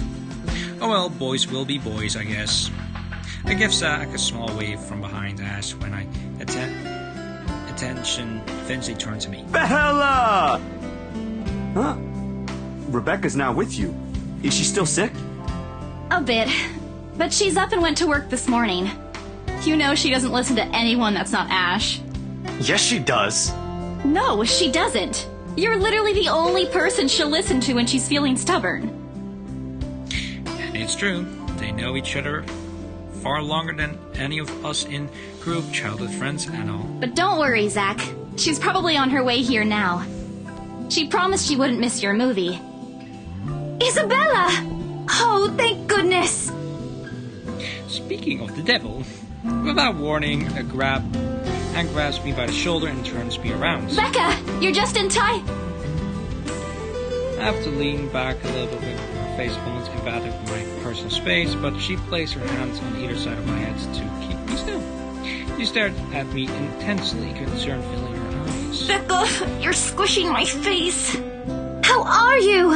Are you alright? Why wouldn't I be? Rose called me earlier. The Those four words told me I'll need to know. Since I don't have any family living close by, and only other relatives I have here work on the far side of the country, I give my company Becca's contact number in case of emergencies. I just have known Rose called her. I push back from my face, although she lets go, her eyebrows remain drawn at the tree. Oh, no, everything's good. Rose covered for me at work today. That's not what I'm talking about. How's your head? Beside me snickers. I bite back to arc the elbow him and avoid Becca's hand so they charging her somehow. But I do best to dodge her and I'll move my back to the sack. Sorry for using you as a human shield sack. Oh, it's nothing. I just slipped off a few steps on my way down. I blacked out for a few seconds and had a minor bump, but it's just that. You blacked out? It's not something to brush off. Come on, at least let me check it. It's extremely minor. You wouldn't even know it's there. Isabella, this isn't a laughing matter. She did look pale when I saw her. Wow. Thanks a lot, Ashton, you traitor. I'll get you back for this. Just you wait. What? I'm just saying it as it is. If you mentioned this earlier, we wouldn't be having this conversation right now. I'm sorry. Saw her? Yeah, they arrived together. Bella looked fine to me then. I don't know. One crosses Becca's face. It's gone before I can figure out what it is. Oh, that's good. At least she didn't have to travel alone, right? At least. Good. See? I'm okay.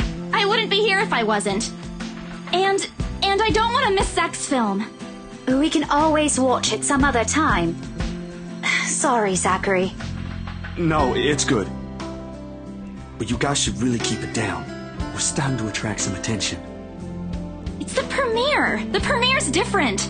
Right, Zach? You show my pleading look. Zach is a sensible guy. You understand. Please understand. Not really. But Rebecca has a point. In the end, I think it's your call. Oh, for heaven's sake! Please, Becca. I really don't want to miss it. You're not missing it. Oh, we're just moving it on a different day so we can have a... Look, you guys. A loud sigh unexpectedly cuts through the conversation, and he pins the bride of the nose, speaking something he usually does when he gets impatient. If she says she's okay, then there's nothing we can do about it. It's not like we can stop her either. Besides, she's still acting like the same old Isabella to me, if she can still run around like that. Why are you taking her side? I'm not. But if she wants to watch Zach's movie with us, I'm not going to stop her. She's probably the one looking forward to it the most. Ash, that's... You, of all people, should know... Tell you what, if I notice something amiss with her, I'll take her to the nearest hospital myself. Is that good enough for you? I already know the answer before Becca voices out. And at least she released a deep breath and nods. I'll believe it great. Becca's hurrying now. Thanks, Becca! It's always been you with him, isn't it? Did you say something? Me? Nothing. Don't mind me. If you say so. Okay, guys, showtime's close, so I think I'm gonna get us some snacks. My treat. And then let's head inside. Anyone here has a smaller bill?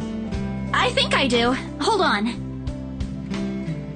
Bums out of Becca, get my wallet in my back and... What's this? The letter. Fuck.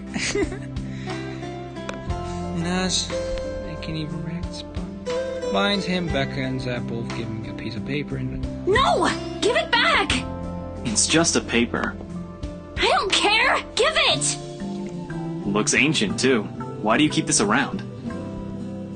After I reach, everybody's holding it way above my head. I've been particularly sensitive about my own height, but right now, I really wish I had advantage over him. Don't open it! What's the big deal? It's not like it's a love letter. I don't see any reason to... Hold on a second. This is, isn't it? Even if it is, it's not for you. Okay.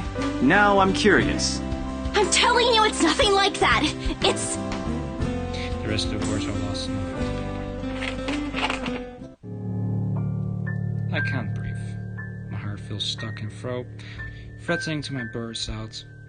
Finally, I note how my hands are trembling up my sides. Clasping together doesn't do any good.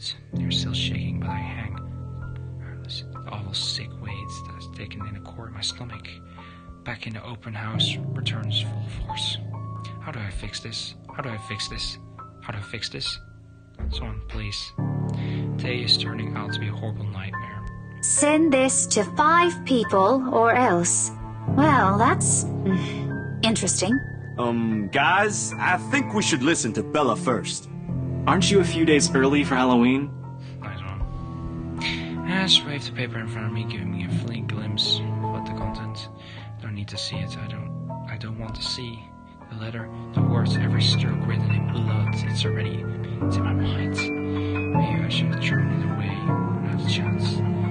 That way. It's not a prank. It makes me all of the top if I'm surprised with how steady my voice is. What did you say? This isn't a prank! I saw something! Hold on. Are we still talking about this paper? Or is it about the urban legend again? Both. I know it sounds ridiculous.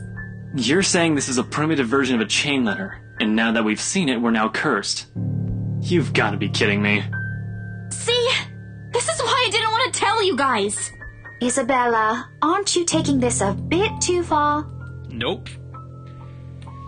It's not a joke! Will you guys listen to me first? I saw something in the house earlier. It stood right in front of me. If I hadn't gotten away, that thing might have... Right. And in broad daylight, Isabella. Even someone gullible would find the logic in that screwed up. There's also no way in hell that this supernatural shit is true. But it's real! What do you think I saw? A hallucination? A delusion? Didn't you say you fell down some stairs? So maybe Rebecca's right. It happened after, when I was trying to get away. I almost got stuck in the same room with that thing. That face looks like a fucking haunted, possessed fucking face instead of really like some mad face. We're all in danger. I thought you were my friends. Why don't you believe me? We are, and you know that. But this thing and that thing has got nothing to do with the other. When Rose called earlier, I thought she's just exaggerating. But based on what I'm seeing right now, maybe it's better if we really postpone this for now. Don't bother. Without another word, I snatched the letter out of Ash's hand and stuffed it back in my bag with more force than necessary. I'm tired. I got cursed, saw the ghost, probably lost the silk, got kicked out of the open house. I'm supposed to be hosting my own friends and won't believe. Getting crazy. To top it all off, there's a dull ache at the back of my head, begging for a little attention I can't afford to give right now. See, there's only so much a person can take with a single day. I just want to go home, curl up my bed, and never think about the day. Before I can take a simple step away from the group. Guys! Rarely even raises his voice, and when it's the point he wants to drive home, hearing him take the tone completely throws me off. Even Ash and Becca. Whatever harsh word yet that comes out from the argument immediately dies on the tongues. Why don't we all calm down first? I'm sure Isabella has her reasons too. No need to be hard on her. And hey, ain't this supposed to be a happy get-together? We haven't seen each other for months. I'd really love to know what y'all have been up to. I only ever get to talk to Bella over chat. Please. He has points. As for all his attempts to look like a cool distant, has all been looking forward to this. He even took the time to call this morning over the reminder. He never does that. Becca too, I'm pretty sure she is the reason to get out of bed today. Yet despite Zach attempting to light up Becca, going stirs the tightness of her chest remains. Just kept it to myself at least. Yeah, that prank. If I did, things might have not turned out the way. No sore mood, no bad vibes. Careless, so careless. Maybe leaving is the better decision for all of us.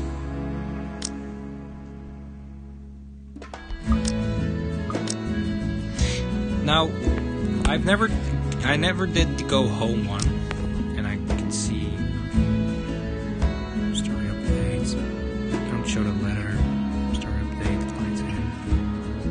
question. Oh, it has a different path.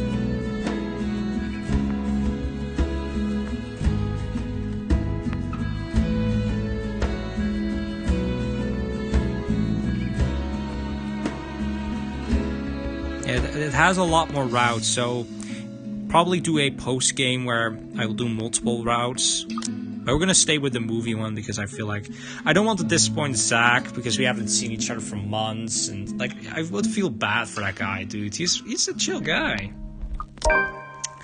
Any other day, I'll excuse myself to go straight home.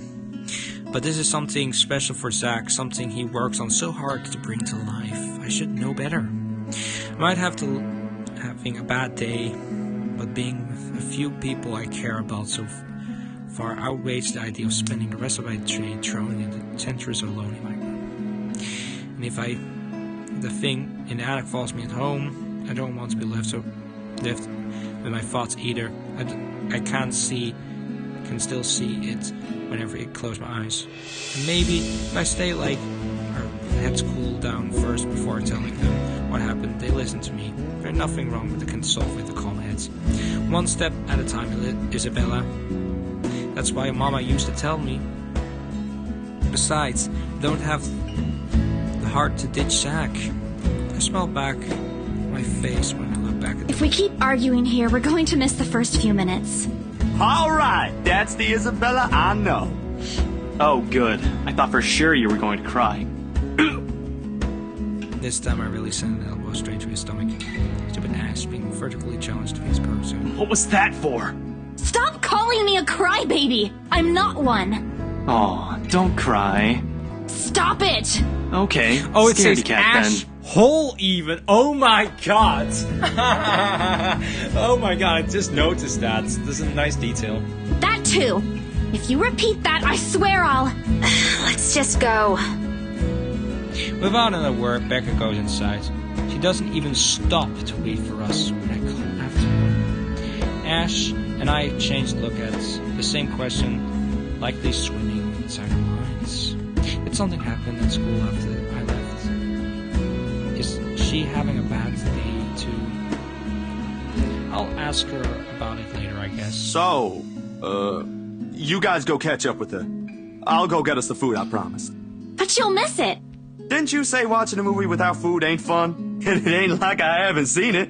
I made it, remember? I'll be in there soon. One friendly tap on my shoulder and he's gone. A few moviegoers are still muddling about, some are still waiting in line for the tickets, but otherwise, most of the crowd already set. There's nothing much I can see now here. Not a word of prostitutes comes from me when Ash stirs of the two of the head inside. And then? Are you sure it wasn't one of the cleaning crews? Absolutely sure. Somehow, halfway to Mori, the conversation steered it towards what happened in the mansion. To be fair, Zach was one who brought it up again. In his own movie premiere. Now the film just served as a background noise while we were speaking in hustling tones, careful not to disturb anyone just as Ash expects for Ash. I just hope that we won't end up arguing about it again. We'll kick out for sure. Though with how loud Ash voice is, he'd probably get thrown out way before the argument happens. Only Becca still remains engrossed in the movie, completely ignoring us. She's been quite quiet the whole of the evening, speaking only when referring to. If I didn't know any better, I think she's something offended for. Did we? And then I ran. You heard what happened after. I still think it's something else. It was standing right in front of me, Ash. He's one of the smartest people I know, but geez, should learn to listen. Please.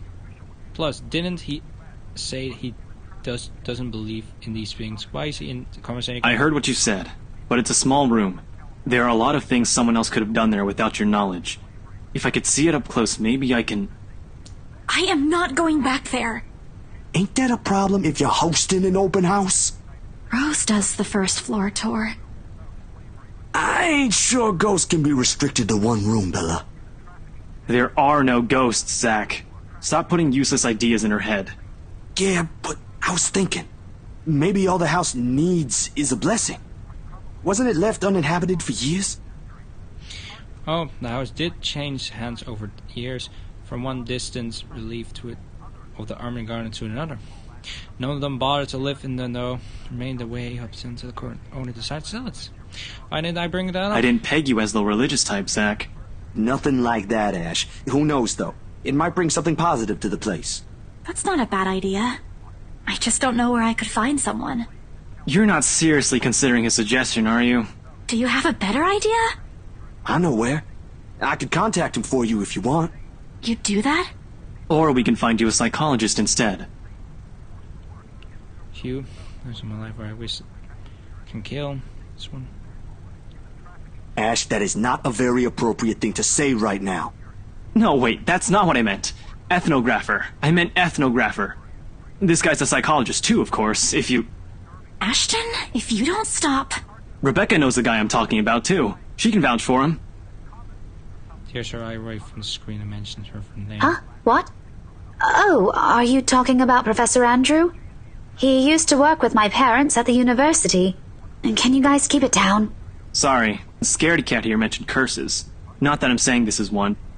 But talking to him is a better solution for me than getting a random priest to bless an old house. He'll even help you figure things out, teach you a couple things, and probably put your fears to rest, since this looks to be bothering you a lot. Might be right too, however, is something more familiar with. Granted, they don't believe me, they only give me those suggestions to put me on mind at ease, but it's better than being ignored and laughed at. I can't take comfortably in knowing there will be the hearing out. So, what do you think? It's your call. We'll go with whatever you want. I don't know. Okay, now this one...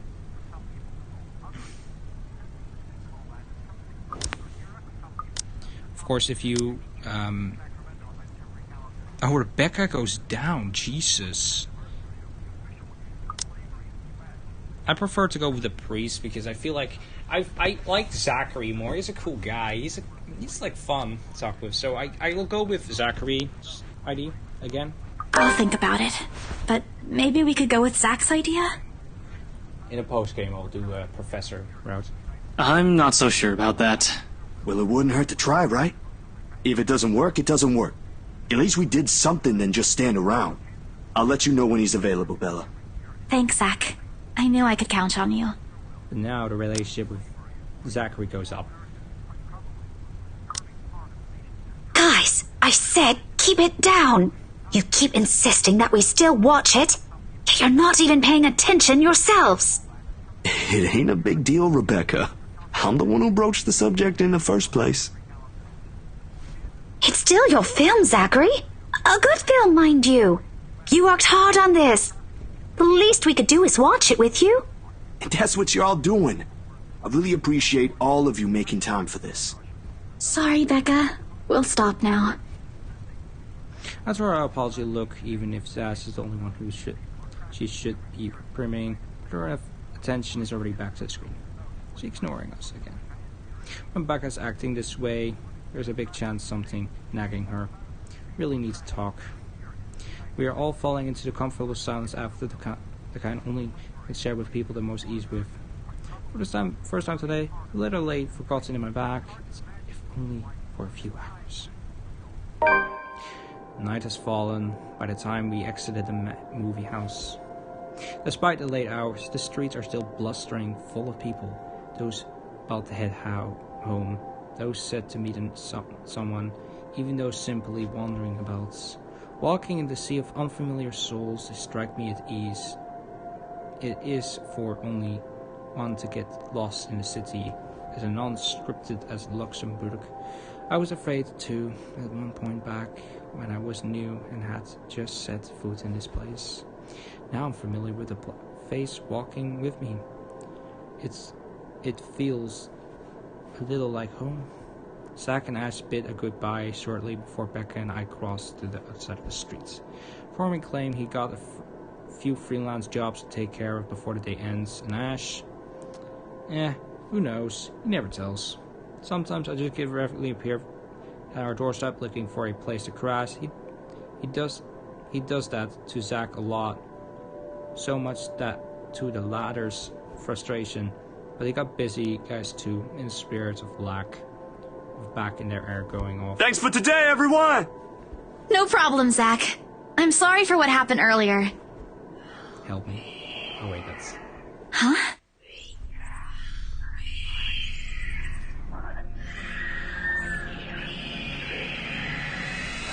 Sensitive. Cold, sickening, drowns, my chest tightening, breathing coming from my eyes. I can taste blood in my mouth, the inner vision blurs. Distance and carve these names, people in their eyes, broken rhythm. Bleeding even if I clench my eyes, falls and grabs my hands between his ears. Whispering and whispering, calling house.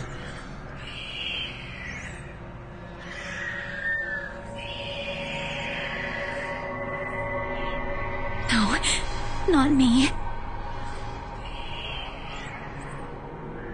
Somebody. Isabella? Earth to Isabella?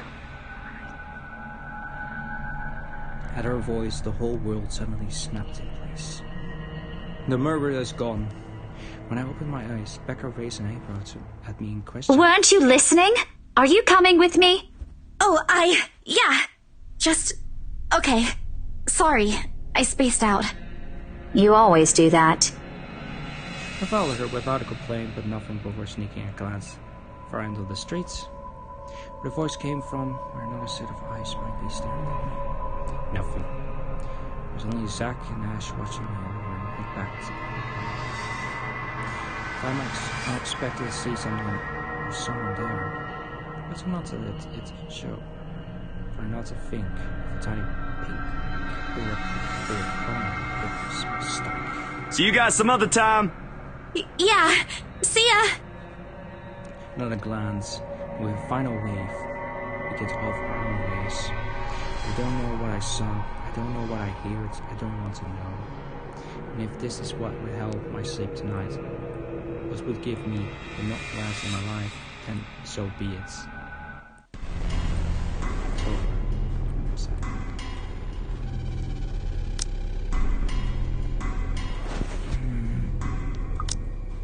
Okay, give me a minute. I'm gonna check right now, Streamlabs, if anyone...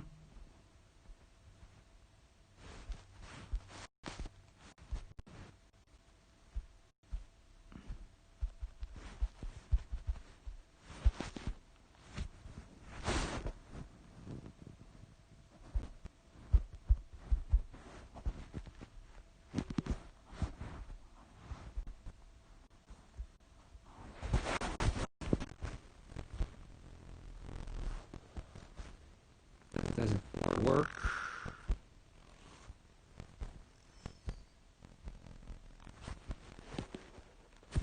It does seem to. Only chat doesn't appear, but I guess.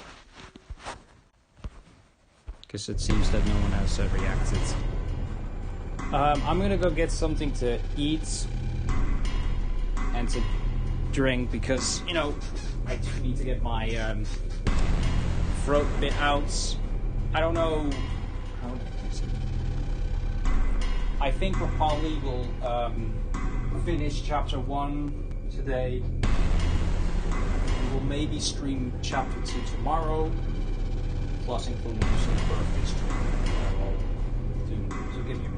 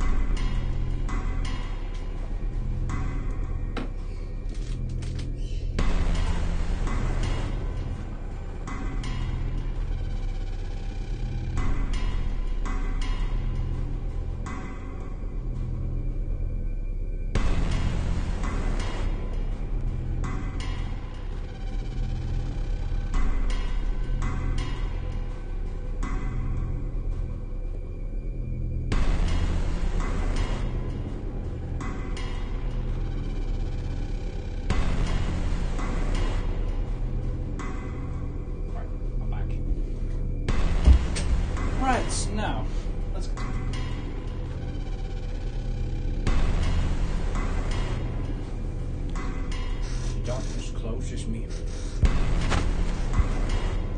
grasps me, holding me, engulfing me. The ground caves in me without warning. Fall. My eyes snap open. For instant, it doesn't immediately reach state where I am. Both my back and shoulders itch after I've fallen asleep, all hung up night before.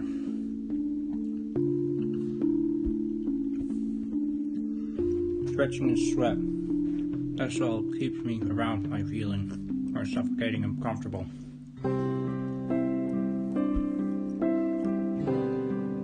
As my eyes adjust the brightness more than light, streaming through my window, my breath is slowly down before untangling myself from a pile. I haven't even single drink since coming to Luxembourg, or at least none I can recall having. It's a shame because it must be so vivid. No, not that crazy, but no pleasant comment from my siblings about it. I'm just struck from live a little.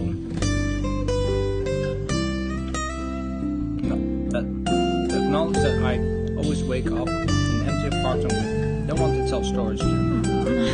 What time is it? Habit forced me to look at the overclock, even the assortment weighed heavily on my shoulder, and to never leave my bed for time. ... And here I'm up. Oh man, of all the times to oversleep! Towel? Towel? Where's my towel? This weekend, the unspoken rule untitled me with an extra hour's sleep. But if Road didn't kill me yesterday, sure hell will now. And right after what happens, oh lord, one box of donuts, peace offering won't be enough. Second time around, grabbing my towel, I'm already a few short steps away from the bathroom when I'm muffling ring back at my back. There's a moment of indecision. First, my mind conflicts whether I should just ignore or answer it. But what if it's Rose? Or worse, our boss? Oh jeez, in the end, I already parked my way and swines up. The letter from yesterday peeks out when I pull the device out. This size isn't enough to the full mood and take your favorite and answering the call. I did reads Mama. Huh? And it feels right now. That's an unusual time for them to call. Usually it's around noontime I'm calling. Not the other way around, better. Money or something. Cheerful though, I guess. Hello? Hello? Grace? How are you? Mama! I'm doing okay. How are you guys over there? We're good. EJ won a storytelling contest at school the other week. Brought home a medal. I thought you should know. There's a tired little in her voice speaking. Been there since Papa had to leave his job. I wish there's something I can do for her. But from miles away, like this, the least I'm able to do is not make her worry. If only my older brother was actually lend her hands, but Lord knows that will ever happen. Odds are Cunyan Jordan's already drinking right now. Again, I can't count on my older sister either. No, she has a family of her own already. And well, 8 Annie's financial situation isn't exactly right now. Not having to ran herself knee deep in debt. Great! That's great! Tell him congratulations from me. And let him know I'm gonna send him a little something extra this Christmas. How about Nico? Karen? Michael? I hope they're okay? They're doing well. They wanted to talk to you, but they're all busy with school. Oh no, that's fine. I don't want to bother them. Just tell them to keep doing their best for me. I'll just call back when I know they're not busy. And Papa? How's Papa doing? It's up yet and bit hesitates abroad from the way Mama's voice hitches. She doesn't want to bring it up either. Papa. Grace, he's having a little difficulty right now. Weak appetite, he's having trouble swallowing, and lost a few pounds. But the doctor said we should keep encouraging him. It just means his body's accepting his new treatment well. The money you sent last time helped a lot to pay for it, by the way. Oh, I see. That's good. I won't deny the life. It wasn't tough for our young family. He used to be back when Papa was in good shape. But ever since he was diagnosed with sickness 5 years ago, he had to be unable to provide for us. Now the birds for feeding us 8 mouse and selling Papa's bills all rest on my shoulder. Although Mama makes a little accepting swining and laundry jobs in our neighborhoods, it's scarcely enough to cover the cost of the day-of-day living, let alone a bustling hospital bill. We can't even expect help from our own government because the health insurance can barely cover anything. I'm sure he'll get better soon. Is he well enough to talk? Do you think I'll be able to speak to him, Ma? Silence. Thing get caught until... Listen, Grace. Maybe it's better if we transfer Papa to a different hospital. Somewhere cheaper? What? Why? Did something happen? Is it the deposit issue again? Give me the hospital's number. I'll talk to them. No, it's nothing bad. The service here is good. Too good. Even the doctors. But I'm worried you're working yourself to the ground because of it. Mama, we've been through this before. I want the best for Papa. And don't worry about the bills or the medicine, or me for that matter. I can handle myself. Everything's going well here. In fact, we're about to close a large sale.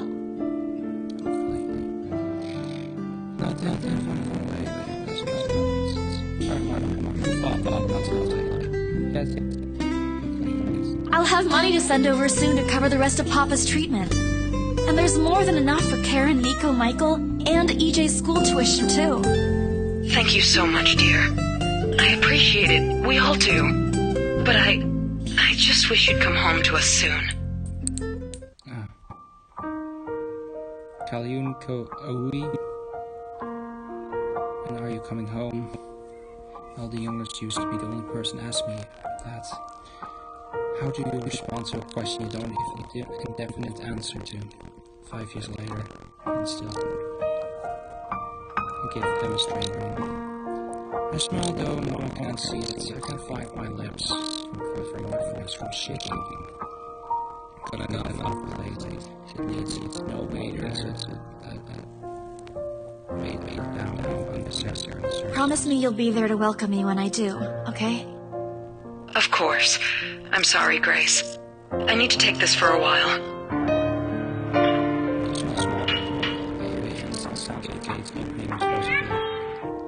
Talking excited about his day at school. Stop stopping on food runs. It's been years since I went home. I can still picture the whole scene in my mind. How tall is he now? A neighbor with kids bullying him now. I'm not around. The owner is sure. Friends in the living room again. What are they having for dinner today? I missed them. I missed them so much. It's okay, Ma. I need to go too. I've got work today. I'll call again soon, alright? On a Saturday? Oh, never mind. Take care of yourself, dear. I love you. I love you. Bye. It ended with a soft click, leaving a half-turned and empty promise hanging in the air. Closing my eyes for a moment, I take a deep breath and shake my away. The thoughts beginning to swim inside my head.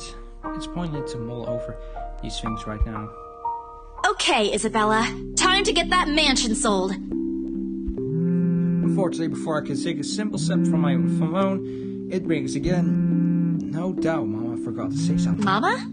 Did you forget anything? Excuse you? I'm too young to be your mom. Are you still sleeping? Hold on, never mind that. Get yourself in the office. Hurry! Office? What about the open house? Oh no. Is it Sir John? Did he hear about yesterday? Am I in trouble? Oh god, oh god, oh god! I'm gonna get yelled at, aren't I? What do I do? I'll buy you an extra box of donuts if... No, it's nothing like that. Will you calm down? Get yourself here, alright? I'll tell you everything then.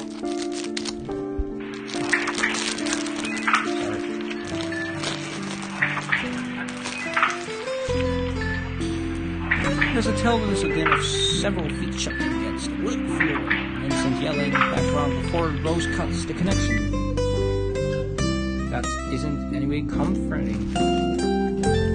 But it's enough reason to have to discard my phone and finish my showering in record time.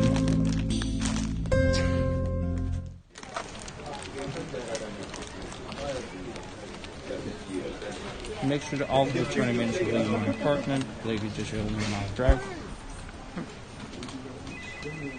Please check and account my usual travel time.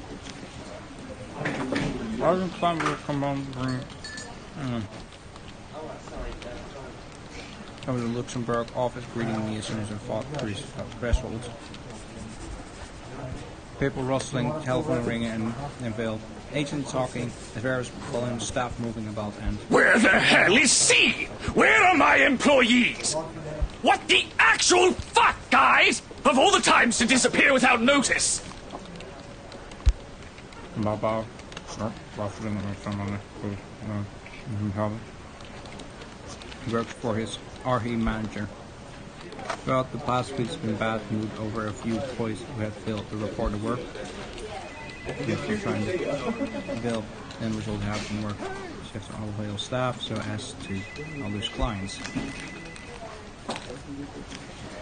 And I might work if anything I have more to send to my family back home. Those room friends closing cheerfully because this is indeed a bit worrisome.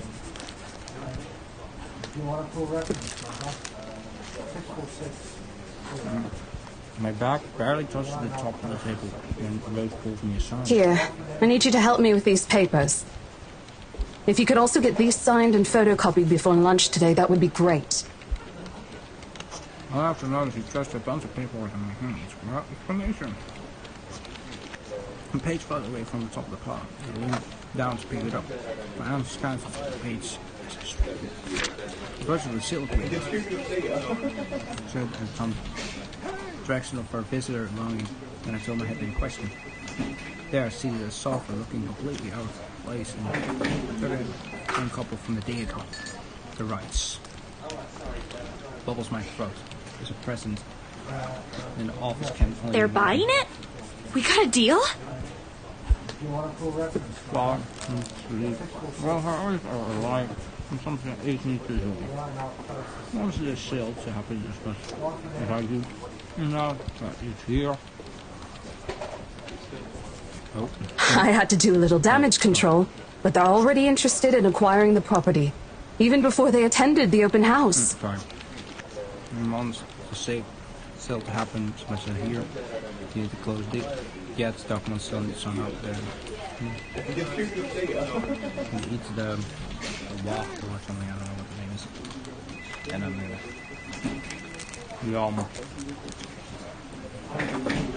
I'm not going to eat it tomorrow, by the way. No, it's too much more.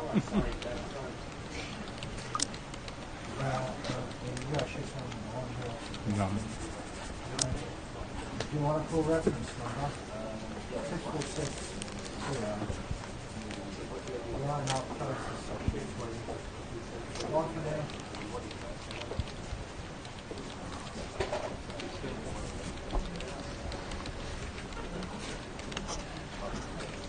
Almost.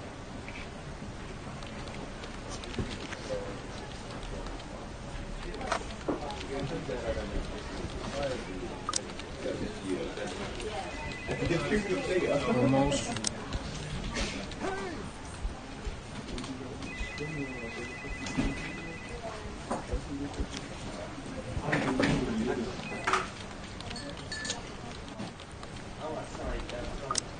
Yeah, okay. I mean, isn't it obvious? They already hired an interior designer. I've never seen a buyer as aggressive as Madam Wright. She need... One at a time, Rose. I can't process everything you're saying at once. What do you mean? They're paying 15% higher than the listing price, as long as we get the paperwork done as soon as possible. Look at that cute smile. I must say the art direction is perfection-wise, you know. I feel like Yang Mobile is very known of the art style, even if I've never played any of their other games. I'm interested to play more. But goddamn, this looks beautiful. I think if we allow it, they'll be paying up front, too. Even with that urban legend? Rose nods. Oh, I was so sure we lost the sale after yesterday. Don't look so surprised. We still have to conduct some last few checks before we completely hand it over to them. Please. I'll happily do the paperwork duty, Rose. I'll even go to the land registry myself and make sure the property changes hands with every single legal blessing. Don't have to get ready to spend money on. I got it down at the lowest possible price. Place especially stories attached to it. No matter one bit. Or just their agent who are going to receive the heavy commission after all. Rose give me a pat on the shoulder. She's heading back to them in unspoken introduction to follow me after I'm done. It doesn't take me long to finish what work she left me. In fact, having her boss sign the agreement is the easiest since it has put him in better mood to entire office relief. Miss Hammer calls me over the moment she noticed my presence at the lounging door.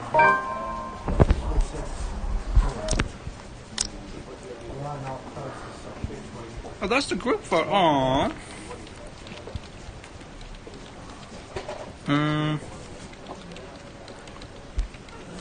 I'm gonna expect that is the mama, the highest up, and the next to her is the father.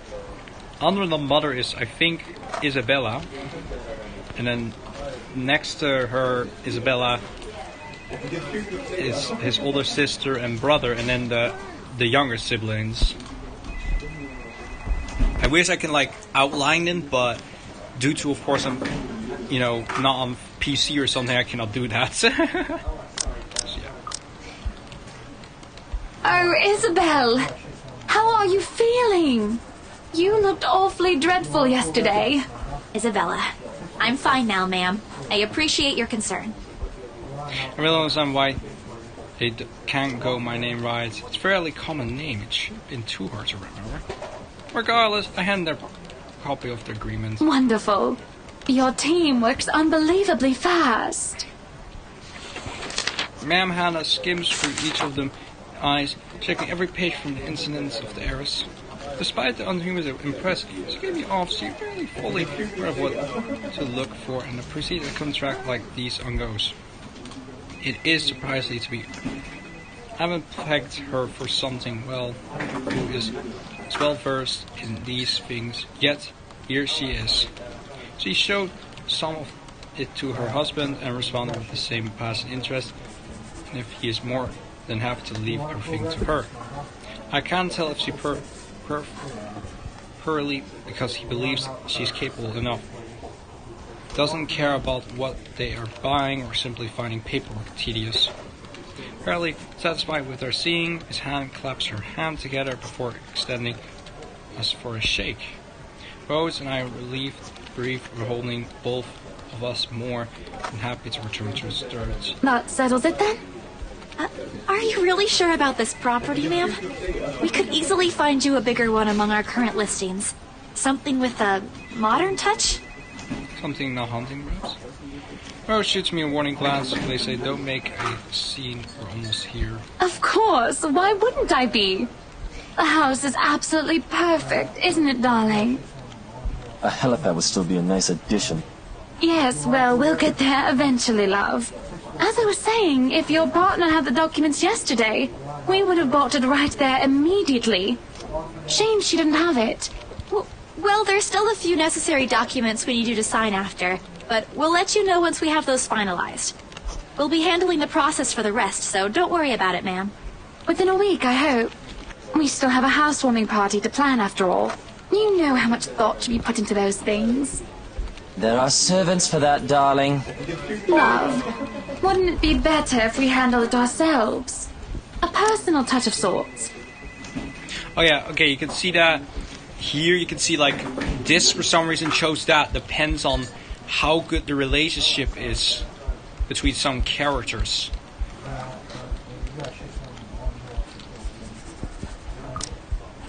It is our housewarming party and our new home. No more than a week, ma'am. Barring unexpected delay, of course. You can leave it to us. Excellent. Well then, I'll leave you two to it. It's been a pleasure doing business with you. Oh, and before we forget... Fold something out into both our hands and winks. A finger raises her lips, demanding our silence. I know both of you worked hard on getting us this beautiful mansion. Did I mention we reward our people generously? But this is... Ma'am, I can't accept this. Don't you worry, darling. It's a small thing coming from us. I got a different one now. Consider this your bonus for a job well done. He smiles sweetly like this. It's simply the most normal thing to do in the world. Oh, before I forget, my lovely interior designer would appreciate it if you hand her a copy of the floor plan as soon as possible. She's dying to... Yeah, sorry again, the game crash.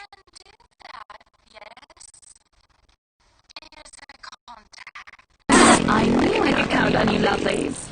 I hope to see you too soon, so we can get this closed. Yeah, sorry about it still. It happens once in a while. Just like that, transaction over and done with. My mind still reeling over what is left. Other agents would kill half my life like them. Part of me feels lucky about the fact.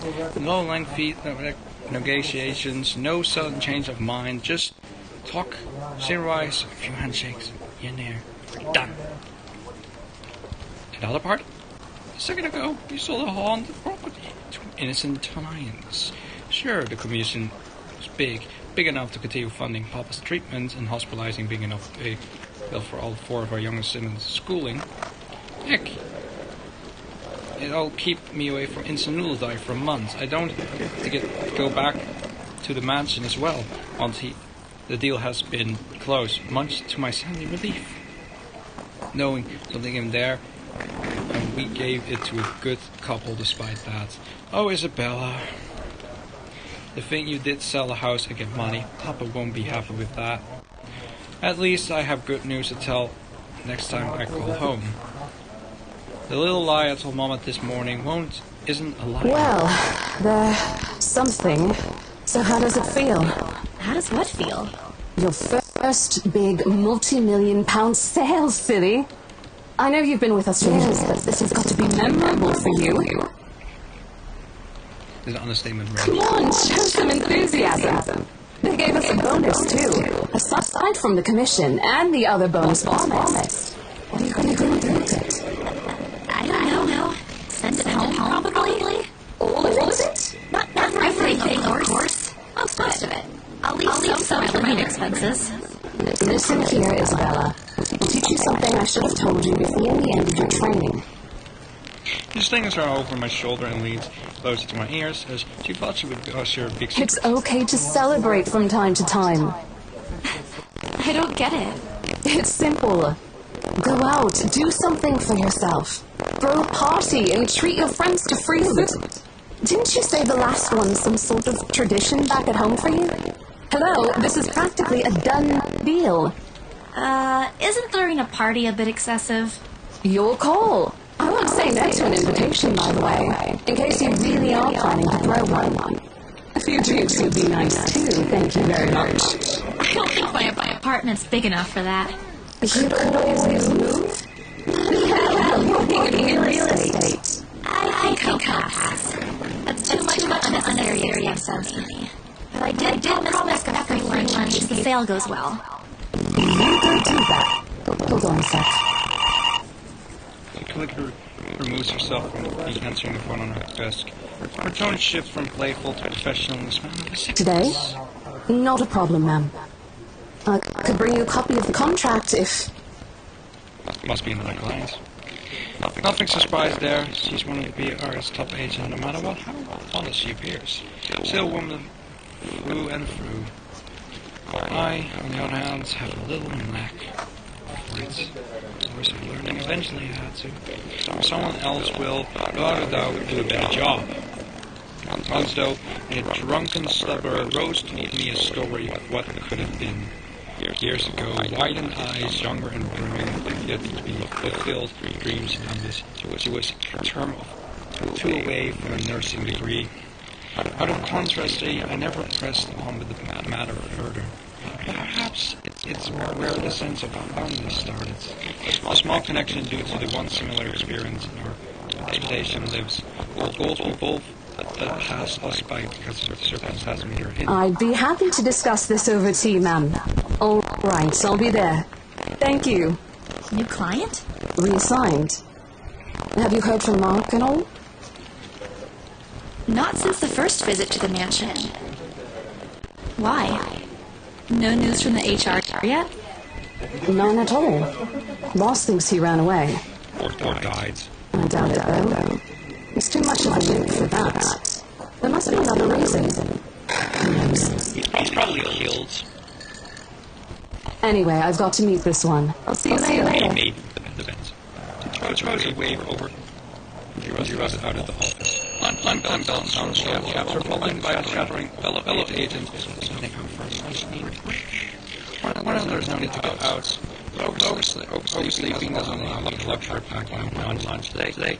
One can consider taking a new cup from my pantry packing on lunch. Time to make a good promise back, I suppose. Maybe like that match too. In the end, only Becca could come. As on hand, he reads all when fade to his voicemail. He's at it again, right here today. Oh well, we lose. We have to agree to meet the nearby cafe, same one for Becca because team and give free red around closing time. Run a little old-fashioned. We get out late, submit always being love same. Much like day, areas and take Been crazy as well, even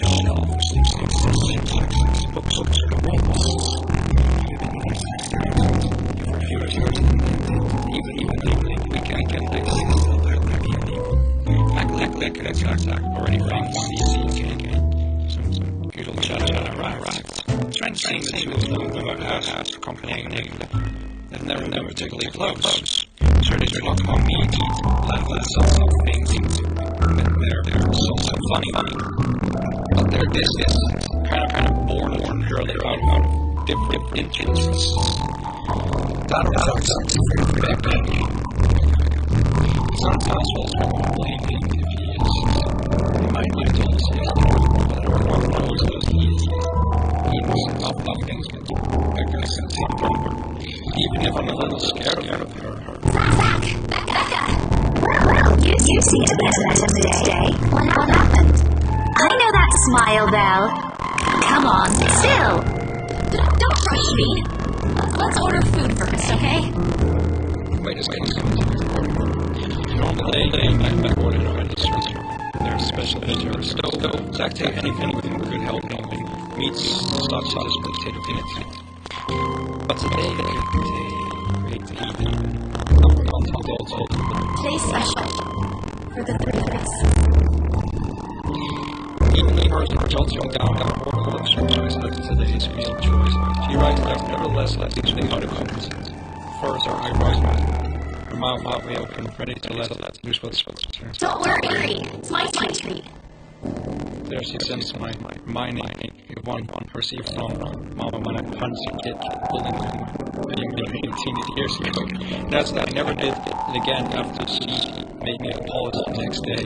But Becca, far from being Mom, small cheeking grin is enough to turn around into the feet side. Food arrives on the score from attack, putting the rest of the conversation. Sweet mixtures of our foods.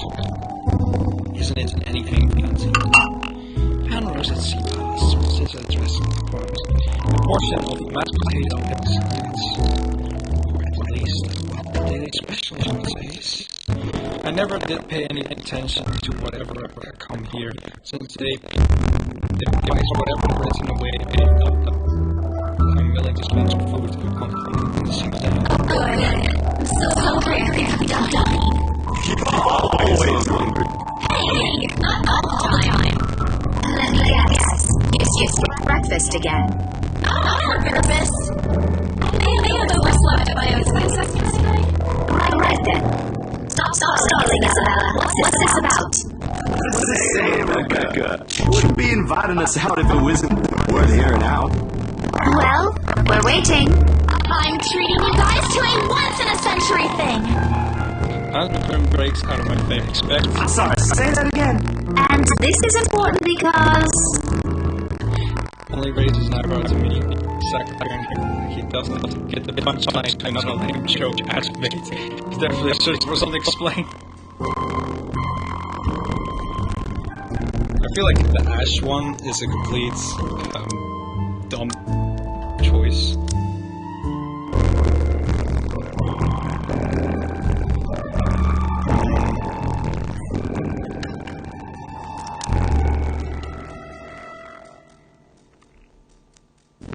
Which one? Oh yeah, that one's this one, because that one was my instant noodle days are over. Ash is not here, so we should. I feel like the one that's down is not a good idea. Let me do that again. Zach again up, and Rebecca went down. I think we're a little bit up. Guess what, guys? I'm paying! I sold the house! As the news sinks in, their expression goes from sheer bewilderness to utter surprise. That's more like it. You heard me right, ladies and gentlemen. As of today, I'm Maria Isabella Grace Cruz Santos and free from my instant noodle binge. Seriously? Hold it down. You sold the house? Yep. Which house is this? In Aston Village. The one with the open house yesterday. The one and only. Come on, Becca. I know you've got a better memory than that. Wow. So that was an Though she nodded, she gave me an impression of someone heard something unbelievable and still forcing her brain to absorb it. Did she think she would be able to sell it? Having some faith in it, Becca. I'm not your... Am I not your best friend or what? You don't believe me? The words stumbled out of my mouth before I could stop them. I've been trying to avoid bringing it up yesterday, little spat and judging of her face something too. I'm sure it ain't the way you're thinking, Bella. No, I do believe you. But don't you think the sale happened a bit too fast? The open house only started yesterday, and now you already have a buyer? It happens from time to time? Yeah, but look, I'm happy for you. Just yesterday, you've been really worried where to get money for your dad's new treatment. And now, all of a sudden, you have something. What if the sale doesn't push through, or I don't know, they're a fraud, or they suddenly back out? Isn't it a little too early to celebrate? Rebecca does have a point, Bella. If you haven't closed the deal yet, there's still a chance they'll go back on it. They don't seem like it to me. The lady appeared to really want it, and she approached me without even finishing the tour. Let's be into more like... I have to tell Becca about that. Knowing her, she's only worried. And she already hired someone to handle the house's interior design. You're joking. Who would do that? The Wrights, apparently. It's actually pretty funny. She's a bit too excited to get the property, she forgot to buy it. At any rate, they've already signed the agreement today, so it's just a matter of time. And don't tell anyone about this, but Ma'am Hannah also gave us something extra. Something as in... As in, it's why I can treat you two to a free meal. I'm more surprised you accepted it. She didn't really give us a choice in the matter. So don't lose sleep over this, okay? The couple really want the house. If Rose didn't stop them, they'd likely have paid up front for it yesterday. That's despite the legends, too. I even tried to show them the letter. But nope. I want this house, darling. Go take all our money. You don't really think they believe that, do you? I'm pretty sure for them, those are just rumors as well. No one is that superstitious in this day and age, Belle. Well, there's you. Right. You know what? I'll just eat all of these by myself. Getting all the plates of a side each, still untouched. Laugh almost caught my mouth. Zach's expression quickly changed to disappointing. Becca Hans interrupted me and just blowed a bullet plate close to me. I'm kidding! Don't go all pouty on me again! I'm just concerned you'll get hurt if this doesn't happen. I know how badly you want to close this deal for your papa. I'm sure he's gonna be fine now, though, with the money. They don't know yet. I think I'll call them tomorrow. Let them know things will be easier. Mama said this morning he's showing progress with the new treatment, too. It's just a matter of time. I allowed myself to smile, since you don't have it. Trying to talk about all this with other people, even those who haven't known you long enough. But today's things simply feel a whole lot lighter with them here. Lunch passes in enjoyable fashion. A laugh here, a playful jab there, but most of it is spent on a catching up and telling stories about whenever keeping busy these days. Something we couldn't afford to do the day before, taking into account what happened. Even Becca surprisingly chatted. Is there something in the sea basin with AIDS? No, it appears less energetic. Well, he has far been in life party, definitely not the type to be quietly conversing with his friends. Apart from a few inputs, he's been silent the entire time. Becca noticed. Are you sure you're not feeling under the weather, Zachary? Huh? What? No, I'm okay. No worries with that. Doesn't sound okay to me. It's okay. I might be feeling a little bummed out today, but I'm sure this will pass. Is it about the reviews this morning? Pain expressed across Zach's face. He's almost indefinitely Becca's retreats into his spotless man looks is enough of a answer for her. Between the two of them. Did I miss something? What happened this morning? Did I stumble on the big secrets? That's why I don't like waking up late. You heard about those, huh? Sorry, I just happened to check on some ice this morning. No, it's a very sensitive topic in the first place. I should have expected it. What reviews? Glance at Zach, most unsure as for his consent on the matter. Although there are small desires to keep asking on the part, I don't dare voicing it out. With Zach, it's always been a way to let him speak on his own. Becca, too, to some extent, although her exploding of temper are more common. He simply answered with a shift of his shoulder, shuddering with her and going with a tilt of his head. It's his movie. That doesn't explain anything. Stop dangling the information, Becca! Zachary, I'm not the one supposed to be telling her about this. It's still your documentary. Is it something bad? Not bad, per se. You guys don't need to dwell on it much. Bad? Listen here! I wouldn't trivialize what those bowheads wrote if I were you. They're ruining other people's jobs. From her own taint of anger, it seems like she's only slightly on not Zach.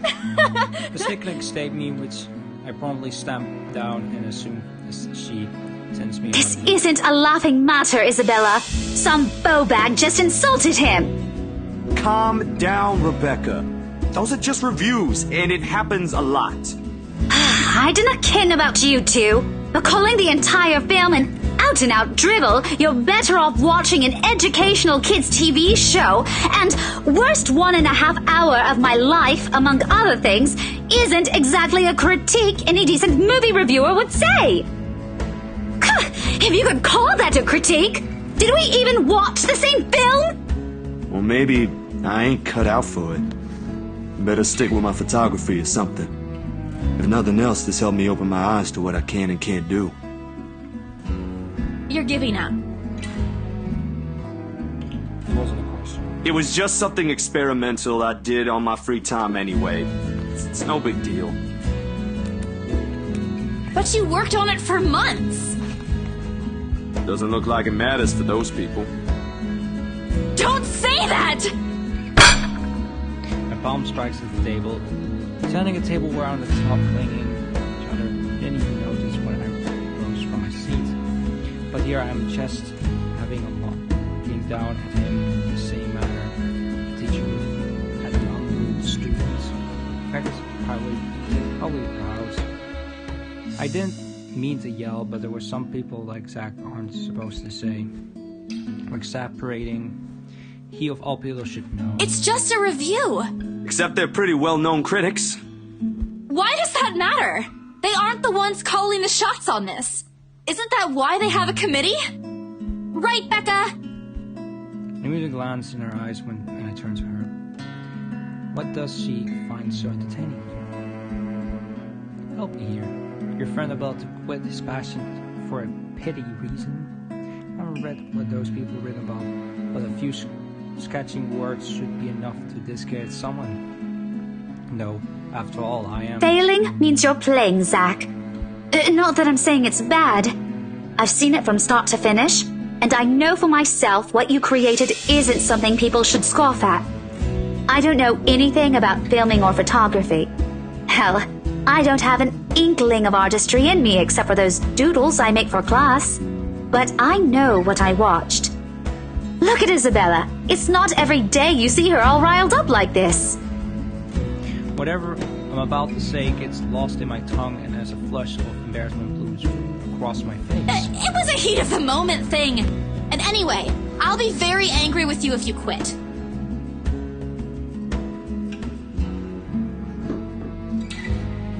What about the exhibit? What exhibit? Classified information. Even if I bring you your favorite tonight? Nope, not a chance. Oh, come on! I thought we aren't supposed to have secrets. Burst of laugh comes from Zach. Thanks, you two.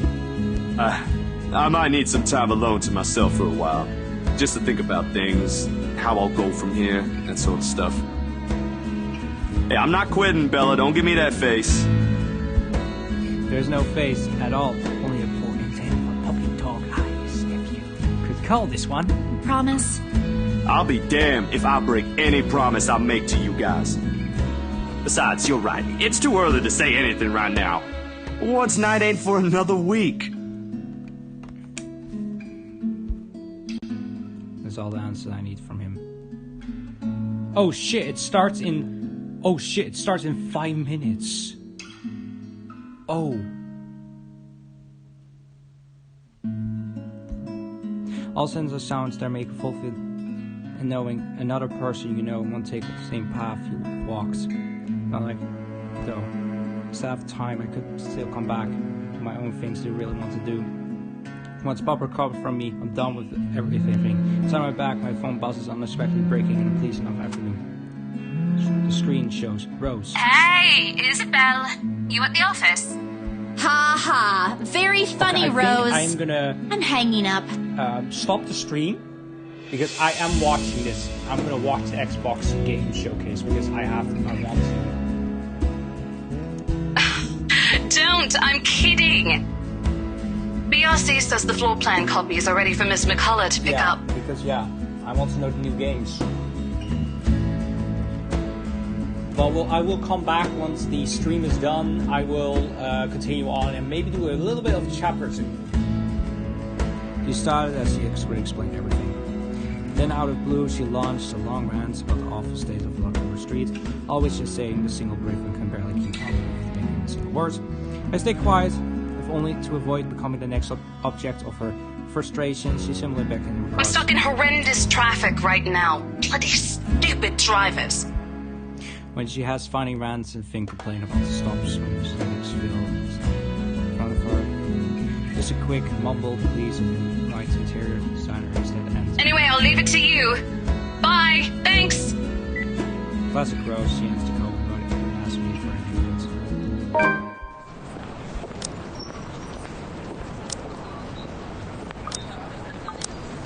Okay, now, thank you for watching livestream number 1 for today. Like I said, after the Xbox game showcase, I will continue streaming. Well, bye bye guys. Smart. It's scary. I think, honestly,